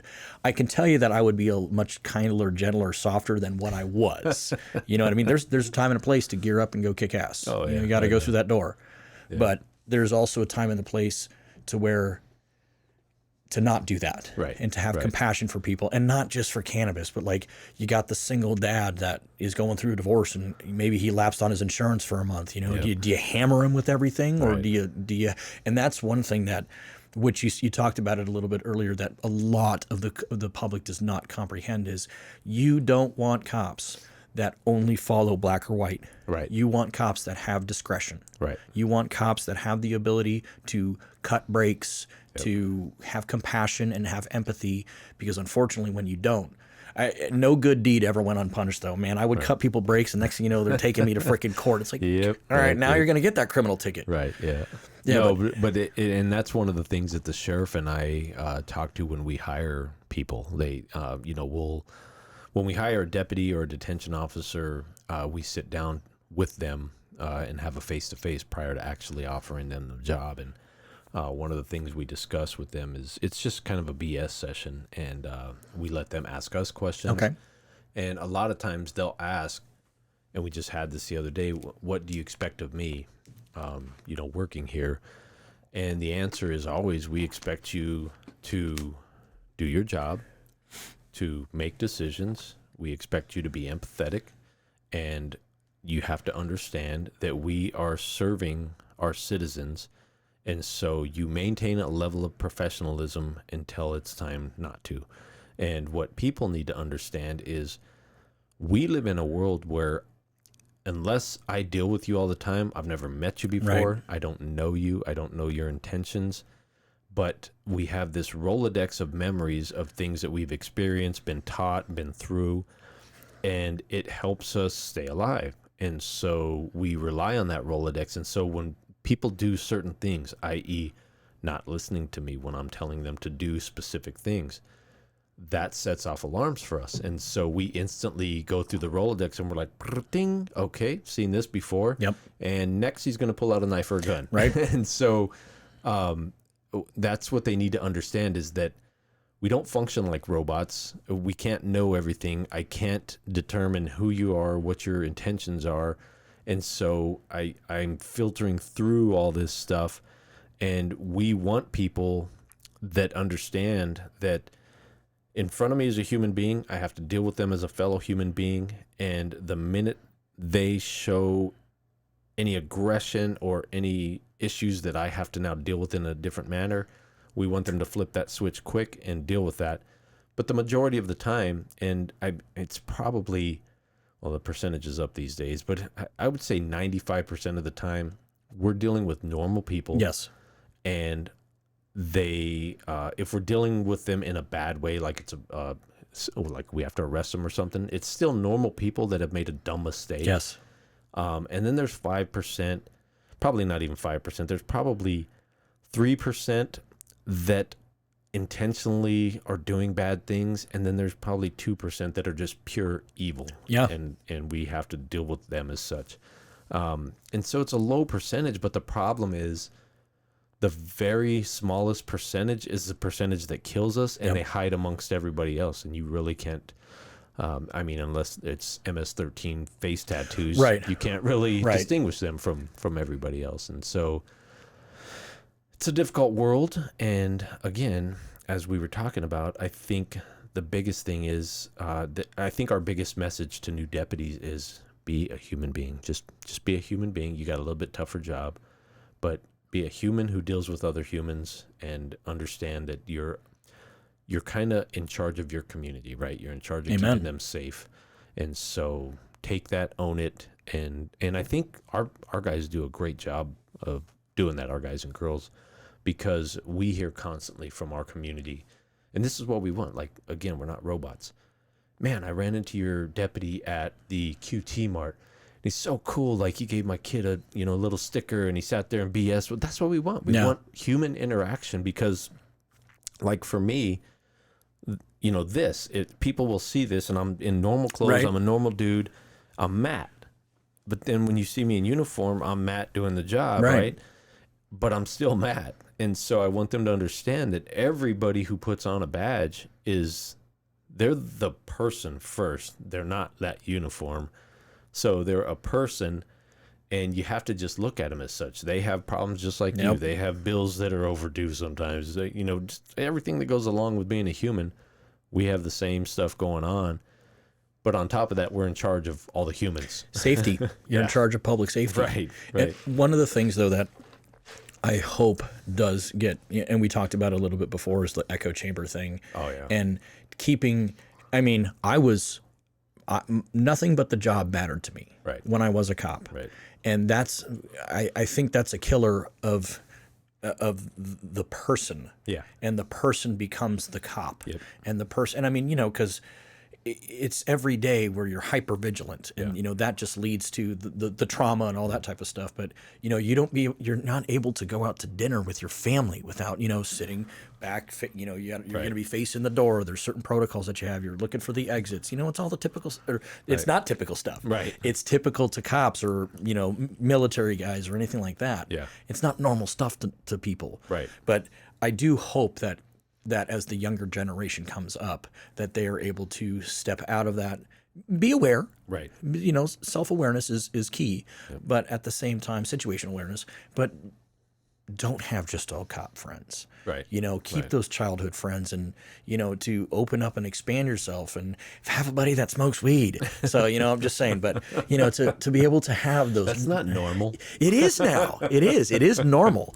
But that's the thing, though, is like there's so many different things that to keep the officer or the deputy grounded. Right. Yeah. Grounded in reality. And I mean, that's the biggest thing, that you stay grounded and connected to the community you serve, because that's going to help you best serve that community. And I think our ladies and gents do a great job at it. And where it proves itself is when the community actually starts policing itself, right? Mm-hmm. Because ultimately that would be, like, if we had cop utopia, that would be it. Mm-hmm. The community polices itself. And we're just kind of there saying, oh, okay, yeah, we'll put them over here so that they don't bother the good community anymore. And I'll give you a quick story just to solidify this point. So I went to the National Academy, which is when you get into command ranks or executive ranks, you get the opportunity sometimes to go back to what they call the National Academy, which is the FBI National Academy back in Quantico, Virginia. So you go back there, and it's with cops that are, generally speaking, it's lieutenants and above from all over the world. And so one of the cops was in charge of a huge police force in Africa. And so he was having trouble with PowerPoint. And so I was trying to help him navigate PowerPoint. And so we quickly became friends because I was his guy for PowerPoint, and he was a great dude, had a great attitude. He was a big dude. He was like 6'5", probably 300 pounds, solid muscle, but had a great demeanor, great attitude. And so we started having a discussion about community policing, and I'm going to do his accent as best I can. He says, "Mat, I do not understand this policing that you talk of." And I'm like, well, dude, like where you're kind of engaged with the community. And so I said, so like, okay, where you're from, I said, if you're looking for a suspect, and if I'm engaged with my community, I'm looking for a suspect, I just tell them like, hey, I'm looking for so-and-so, and they'll kind of help, they'll call. And he's like, oh, okay, I understand. He says, yes, for us, if I have somebody that I need to arrest, I go to the village elder and I tell them, here's so-and-so that I want, here's what they have done. And I then hand it over to them. And I said, so then what happens? And he says, I go back to the station. Like, so what about the bad guy? He's like, oh, they will bring him. And I said, who's they? Like the cops? And he's like, no, the village. And he says, for instance, we had a guy that sexually assaulted a young girl. And I went and I let them know that we were looking for him. And he showed up at the jail. He was quite beat up, but he showed up at the jail. I shouldn't laugh. Yeah.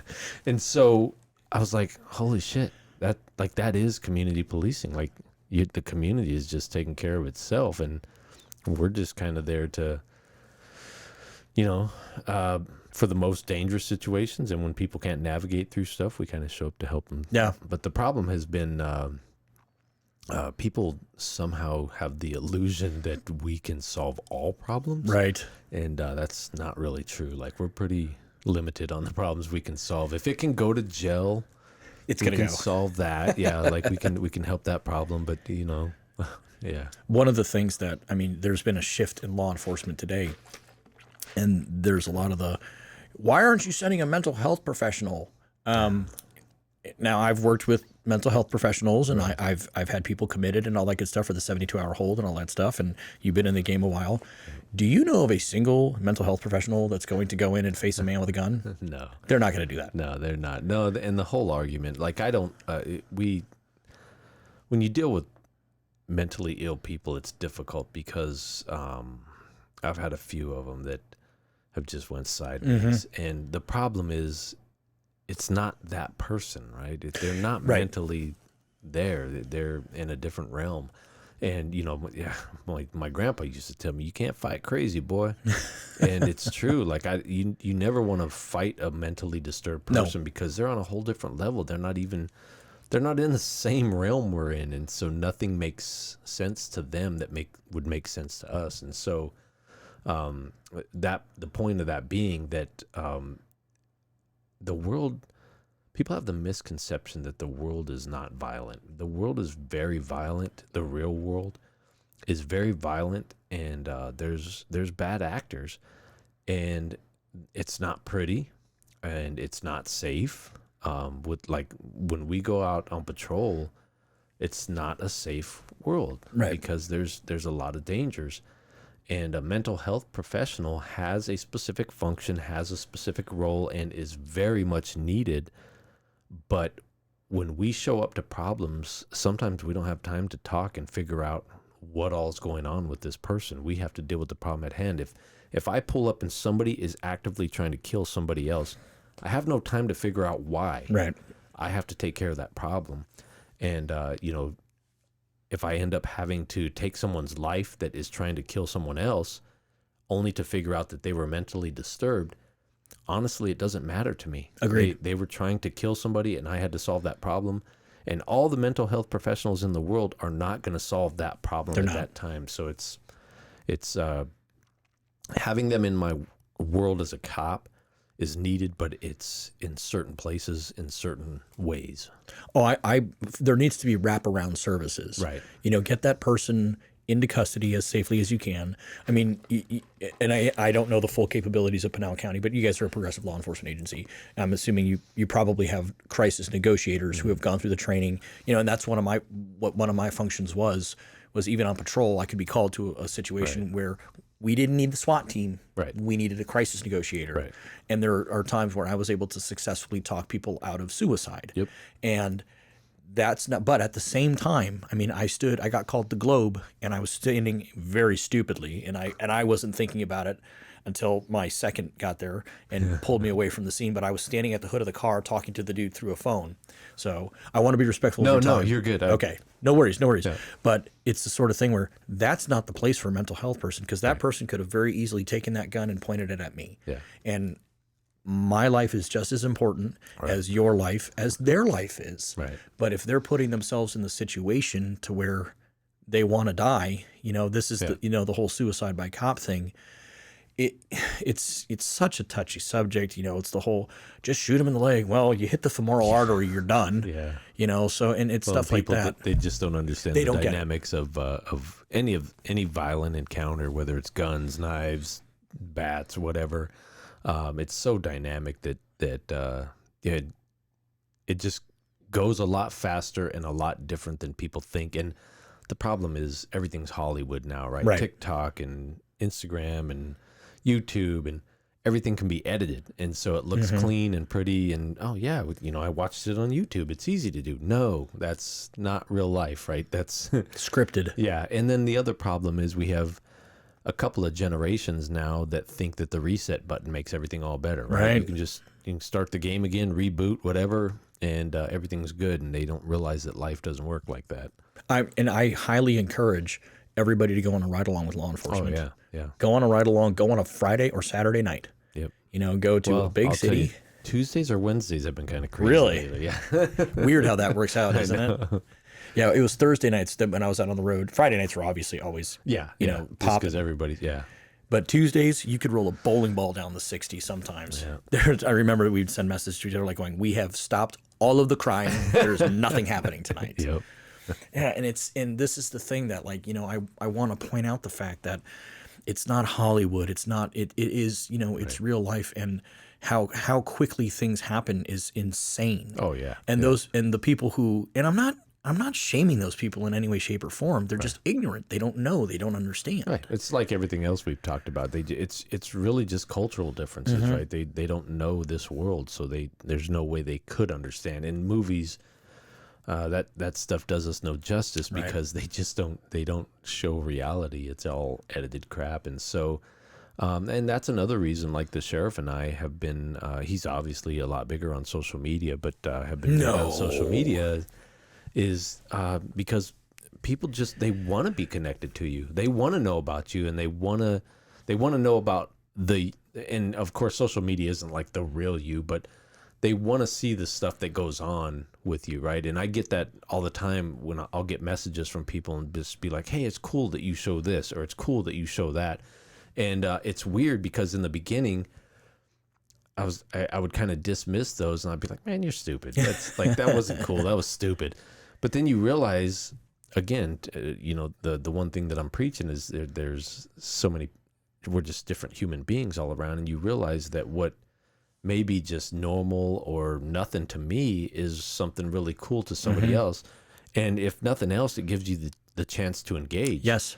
And so you get to engage with another human being, and it breaks down those barriers.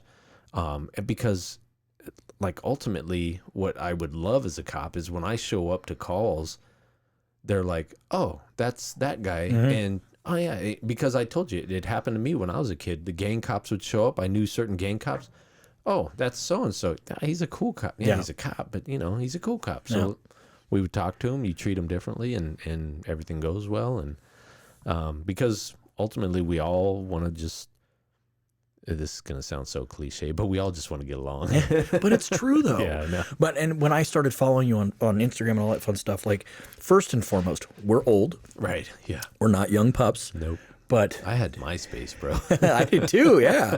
But I mean, but stop and think about the world. What we're talking about. We're talking about social media. I know. You know what I mean? And when I started following you, one of the things I never told you this or sent you a message, but I was astonished at how open you were. Right. I was astonished at what you posted about, and nothing controversial, but just like, you know, going to the gym, doing this, doing that, and I don't think yours is private. I think anybody can follow you. Yeah, it's public. Yeah, and that's the thing is, it's like you were open about it, and I totally get that there's some people that just don't like. I hate social media. Right. I hate it. I can't, and because I'm not good at it. I don't understand it.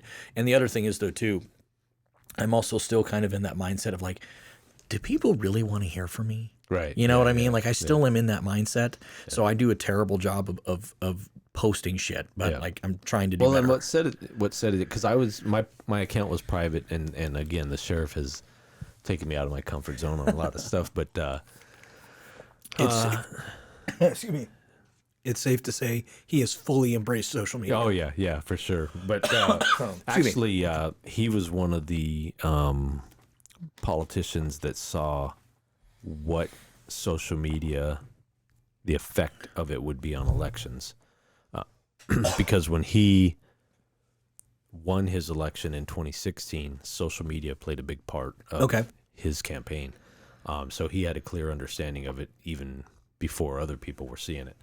So, but anyways, when we started working together and got to know each other more, he kind of urged me to have a public platform, and because he knew I had some goals in mind, you know, after this career, and he knew that I wanted to work on getting some of my experiences and stuff on paper.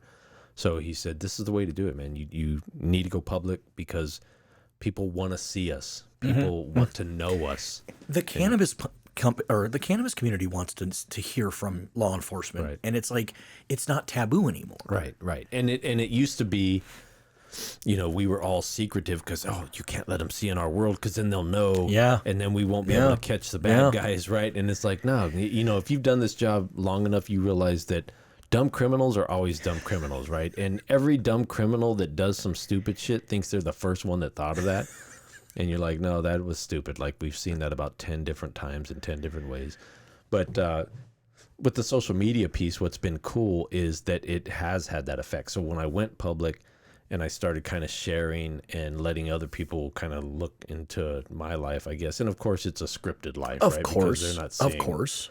They're not seeing everything. And I don't, I feel bad sometimes because I don't share a lot of the hard stuff that goes on in life. And I know, you know, people say like, oh, you know, it would be nice to see that because it seems fake when you have just the good stuff. But I come at it from a sense, I like having fun, man. I like joking around. I like just having fun. And so that's what I want to do on Instagram. I just want to have fun. Every once in a while, I'll get political because I'll get pissed off at something and I'll say some political stuff. But I try and stay away from that for the most part and just have fun, live life, document it a little bit, and let people look at here. Yeah, I'm doing this shit today, right? Like this morning, I went shooting. So today I went shooting with this guy, and then you'll get questions. Oh, you know, what'd you shoot? And then all of a sudden you're interacting with somebody and they're like, well, I was thinking about getting a gun. I've never shot a gun before. And it's, oh, okay, cool. Well, let's talk about that. And so, yeah, social media has just been a cool platform to kind of meet people. And honestly, dude, it's been cool lately. I've reconnected with old friends. That's awesome.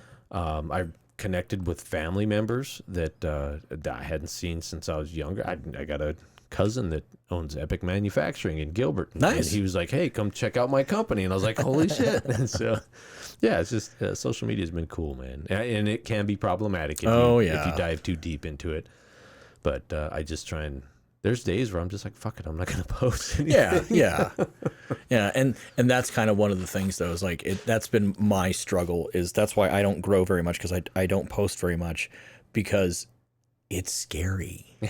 It's scary to put yourself out there. Oh, I know. And I mean, and you doing the job now. I mean, I remember back in the days it was redact. Make sure you're, go get a magazine subscription with your name on it and send it to the grocery store, and then Right. send it to this to that, so that your name gets all mixed up and everything, and they can't find you. Well, fuck, anybody can find anything they want on the internet now. Right. Yeah. You know what I mean? Nothing is a secret anymore. No, it's not. And that's why, with social media, and even with our people, we tell them, hey, we're cool with you showing the uniform, because we feel like every time we show the uniform in a positive light, it's just a promotion, right? And so we just tell them there's rules you have to follow.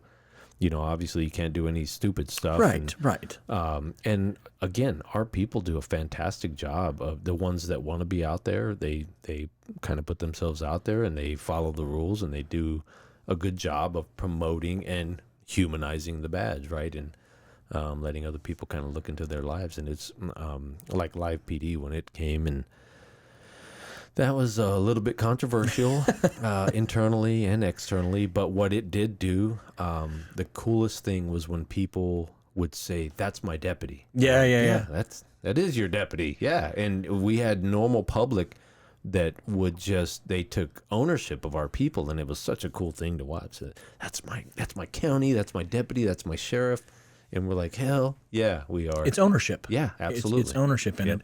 And I mean, I live in Pinal County, and I live in Santan Valley, so I follow all of the local Santan Valley pages and all that. Right. And I don't know him personally. I've not met him. I would love to sit, and I should not pitch this in front of you because I'm not trying to pressure anything. I would love to talk to Deputy Frank Sloop. Oh, Slope? yeah. I don't know how to say his last Slope, name. yeah. And I know that there's Fridays with Frank. Yeah, that's a big hit right now. Yeah, and people all over social media on all the pages are. I guess there's now a bumper. Did you see? Or it's on Pinal County's Facebook page or stories. It says, "I only pull over for Frank." Yeah, so it's like, and So that's weird and to- that's right. Yeah. Like you wouldn't have seen that stuff years ago. Like, Right, that I never know. would have happened. No, and it's cool because that's the cool part, because again, it's just humanizing us. And believe me, Frank is not popular with the people that he pulls over course because he's not. given tickets, right? But when you look at Fridays with Frank, and that was another just brilliant idea. So we being the sheriff and I, when he took office, I told him, dude, we have got to get out of the business of trying to make cops into PIOs because it sucks. Amen. Like, we don't understand that world. We are trying to fit a square peg in a round hole. And so the first opportunity we had, we hired from the media world, Okay. because they understood. And so we brought in a media person, and she kind of got the platform started for us. And then she ended up getting recruited very quickly back to the private sector because now she was really valuable because she had been behind the curtain in the cop world.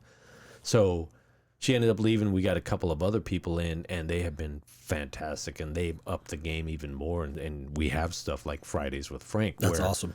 They're saying, I have this idea, and I think this, and dude, 9 times out of 10, and I used to be a hard pass on everything, dude. The sheriff would be like, Matt's the negative guy, and I'm like, no, I'm the guy that's looking at it from this perspective.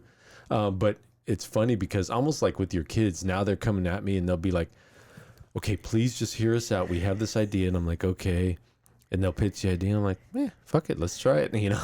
And a lot of those ideas have really connected with the community because the community is just like, well, this isn't something we've seen from cops before. Right. Right. Yeah. So Well, and you also have done operations to where your identity needed to be completely hidden. oh yeah. Yeah. There's still some dudes that probably want to kill me. Oh, I'm sure. And you had said something earlier, and like my dad, who was in law enforcement many, many years ago, who unfortunately he passed away several years ago. My mom still gets letters all the time. So-and-so was in prison for 25 years. They're getting out soon, and they said they want to kill him. Yeah. They still get, she still gets letters. He got the last laugh. Yeah, right? He beat you to it. Sorry, right. they're fuckers. No, but that's the whole thing, is that like you guys are doing a fantastic job, but that's the hard part too, is that like when I have a passion for the cannabis community, and I have a passion for the law enforcement community, because I have seen cannabis save lives. And I know that's controversial for some people to understand or say, but I've seen people turn away from opioids and now live a functioning life. Right. And it's like, and it's humanizing it. Yeah. It's, Well, and for me, what I've seen is I've seen people's lives change.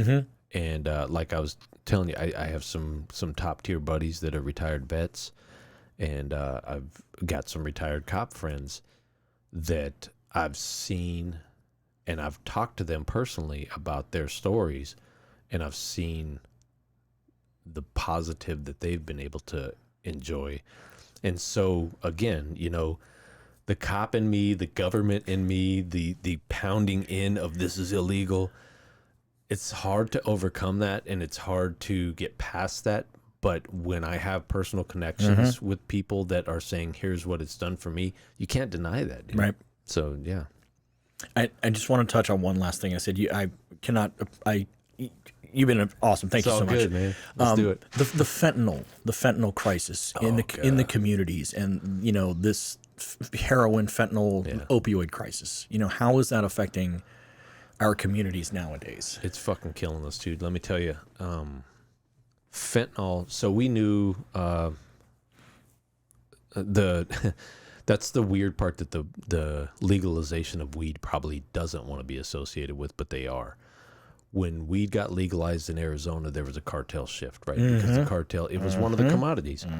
And so what probably the legalization people don't want to talk about, so the people on your side of the street, on the normal side, what they won't want to talk about is what is absolutely true. When weed was legalized, we saw a distinct shift in the cartels towards synthetics. And because of profit loss. When you say synthetics, do you mean the fentanyl? Yeah. Carfentanyl? Synthetic drugs. Okay. Yeah. Yep. So I don't know if you're talking about synthetic cannabinoids, like the spice in K2. Gotcha. No. Okay. Fentanyl, heroin. So weed gets legalized. The cartels realize that there's going to be a profit shift, that's a loss, and so they start working on filling that loss, right? And so they start moving towards synthetics, methamphetamine being a big one. Is that still big? Yeah, meth is still huge because the Mexicans took it over. The Mexicans being the Mexican cartels. not being racist. It's the Mexican drug cartels. Right. So when the Mexicans took over meth, they essentially purified it because they have a direct link to China, just like they do for the fentanyl. So China supplying the chemicals, weed gets legalized because weed was the cash crop, one of the biggest cash crops for the Sinaloa cartel, which controls Arizona. Weed gets legalized and that flip-flops. And so they switch over and they start focusing on synthetics, so they start pushing meth more. You still have heroin, you still have cocaine to an extent, but meth becomes the big push, and then fentanyl starts coming in, and we start seeing it. And then they slowly transition to pure synthetics. And as they do that over time, so we're talking 2010 when legalization happened, and so now we're talking 2020 when we start seeing this big shift. So over a decade, we see this shift, and why the shift rapidly advanced is not the fault of legalization of weed. It's basically economics. The cartels realize higher profit margin, no growing season, no real processing of a vegetable or anything, right? They can just mix chemicals and make a product and push it out, and it's more addictive. And the funny thing is, like with fentanyl, it's killing more people than ever. And I was talking at a different thing a couple weeks back, and I told them I've never been concerned for my kids to die from drug use until now, right? So you always worry that your kids are going to get into drugs as a child. And addicted. Right. Yeah. But you don't worry about them dying. Yeah. I'm not worried about my son being addicted to drugs right now. I'm worried about him taking one fucking pill and dying. pill. Yeah. And so, dude, it's a thing. And the Mexicans are pushing fentanyl and meth now, and that's their thing that they're pushing in our communities. And everything else they're pushing, they're starting to lace with fentanyl. Yeah. There's two schools of thought. One is for the addictive properties, so that whether you're using meth, heroin, marijuana, whatever you're using, if they lace it with fentanyl, it has that addictive property in it. And also the other school of thought is for the high, right? You get a better high. But anyways, It's addicting more people. It's killing more people. It's more prevalent. It's higher profit margin. The dope loads we used to see coming through the West Desert area of Arizona, you could, so, over a week's period, the marijuana that came through from the Sinaloans, if you took the profits they made off of marijuana over a week's period, which was in the metric tonnage, the same profit margin can be made in one load now, right? Of fentanyl, the M30 pills, the fake oxys, and the methamphetamine. And it's much easier to get through smaller packages. Yeah. And that's the one thing that people don't understand is it's hard for people to accept is that Arizona is a border state. Yeah. We have a ton. You've worked desert operations. I've worked desert operations. First and foremost, the weed that was coming through is shit. That was ditch weed, man. Compared to, and they're still making a profit. Yeah. But that's the problem is that it's just so porous and open desert. Yeah. And I mean, again, not getting into politics, but at the same time, it's like it for anybody who doesn't comprehend the fact that you have a pouring in. Now, right. I do have two questions. Have you ever seen, or has PCSO ever seen, fentanyl-laced cannabis being sold by a dealer? Not somebody coming home and doing it for their own personal high, but have you guys ever ran into cannabis-laced weed from a dealer that you're aware of? Not that I'm aware of. I know we've because that's a big controversy. They're like, oh, the cannabis is laced with, the weed's laced with fentanyl. And I'm going, look, I'm not saying that has not happened. Right. I'm just saying I have scoured the internet for instances of it. There was one, and it turned out to get debunked. Okay. And that's all I'm just asking for. I'm not advocating the black market in any way, shape, or form. No, and there has been a couple cases of other stuff. I haven't heard of marijuana specifically, but we know just in talking to CIs and stuff that's a thought process. It's a concern, right? So, and then two, I just forgot my other question.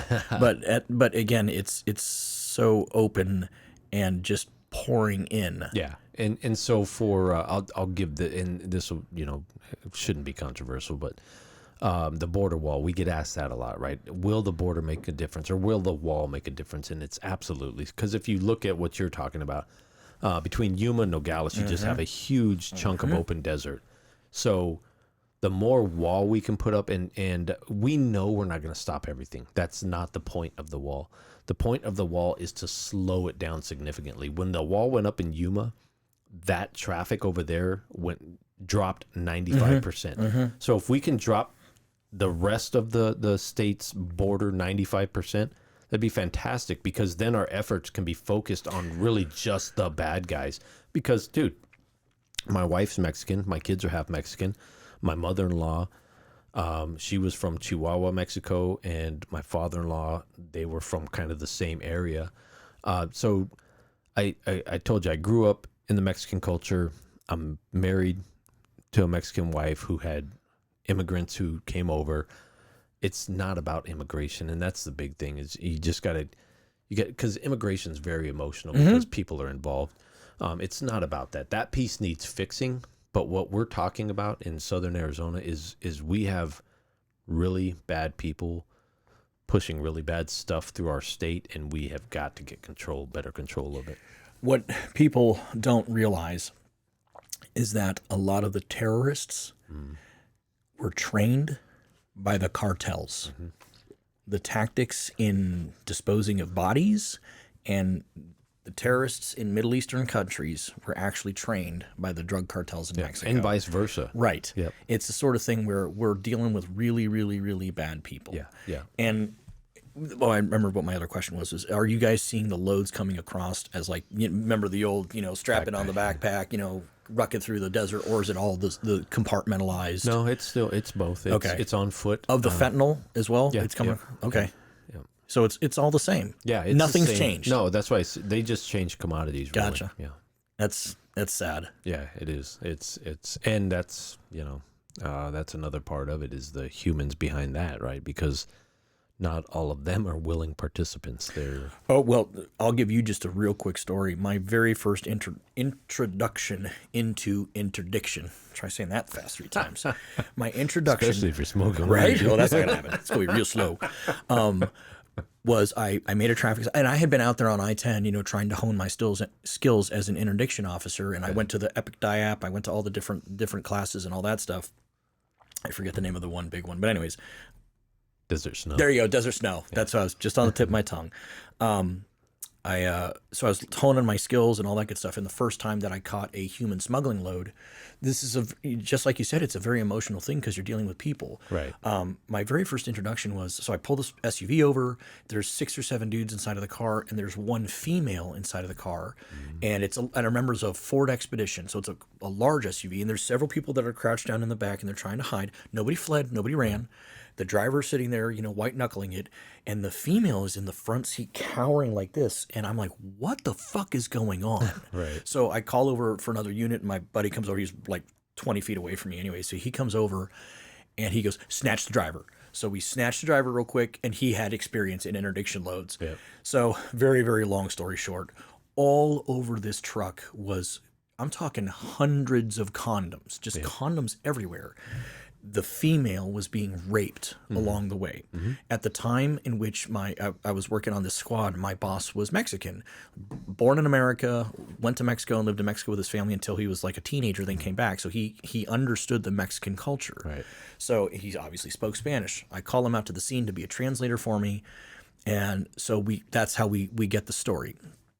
So I ended up, my boss looks at me and he goes, AJ, this is above our heads right now. I said, okay. We called out the 1811s, the immigration investigators. Oh, yeah. Okay. Yeah, I think it's the 1811s. I think that's the code.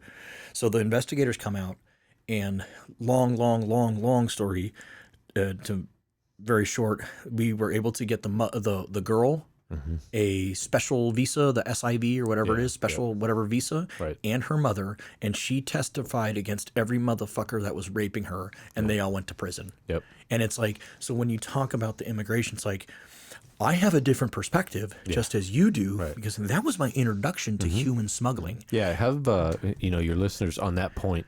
Have your listeners to this. You guys go look up rape trees. And tell me how that sits with you, because that's a thing in the smuggling world, and it'll be self-explanatory if you go look it up. And then I'll give you one story, and I'll have to call it quits. But it's to put a kind of exclamation point on the whole the smuggling stuff. It was, I think it's probably been about 5, maybe 6 weeks ago now. Our air unit, our helicopter unit, is very involved with Border Patrol and doing Border Patrol missions and helping with the smuggling problem. They intercepted a female probably halfway between our county and the border, and she had a bag of pills. And so they're talking to her, and they're like, hey, what are these pills? And she says, well, I'm trying to come to America for a better life or whatever. And I knew that I'd be raped at least 8 to 10 times on the way up. So I bought these morning after pills so that every time I get raped, I take a morning after pill so that I don't get pregnant with a child that I don't want from some person that I don't want. So you tell me if that's not a problem, right? And so that's some of the stuff going on in that desert between the border. And that's some of the stuff we're trying to stop, right? Because it's a no man's land out there, and it's where this type of stuff takes place. And so that's what I said. There's bad people doing bad things out there, and that's the big point. It's still going on. Like you said, that was weeks ago. Right. So, Matt, I legit can't thank you enough for coming on. Like, this has been, I've had a ton of fun, dude, and I hope it's educational. I've said dude more than you. But I sincerely appreciate your time. Absolutely. I appreciate you speaking as a representative of your department, and this has been amazing. And I sincerely hope that people get some knowledge and education. And see the human side of law enforcement. Absolutely. So thank you again so much. And I would, again, I always say it, like, I would love to have you come back and have some more conversation. Yep. And, when you retire, we'll have a different conversation. Well, yeah, maybe, because I've always joked about that. But, well, I know one conversation we'll probably have in the future is the whole CBD thing, because I'm very interested in that, because I've had buddies that have had good results with that stuff. So that is something that I've been seriously looking into, because I've, again, you talk to people that have seen the benefits, and so And I'll get you hooked up on that front. I can take care of that. So, Cool. man, Well, thank make you sure it's so not the much. wrong No, stuff. we'll get you with the right stuff. Thank you again so much, man. I appreciate it. Yep. Take care.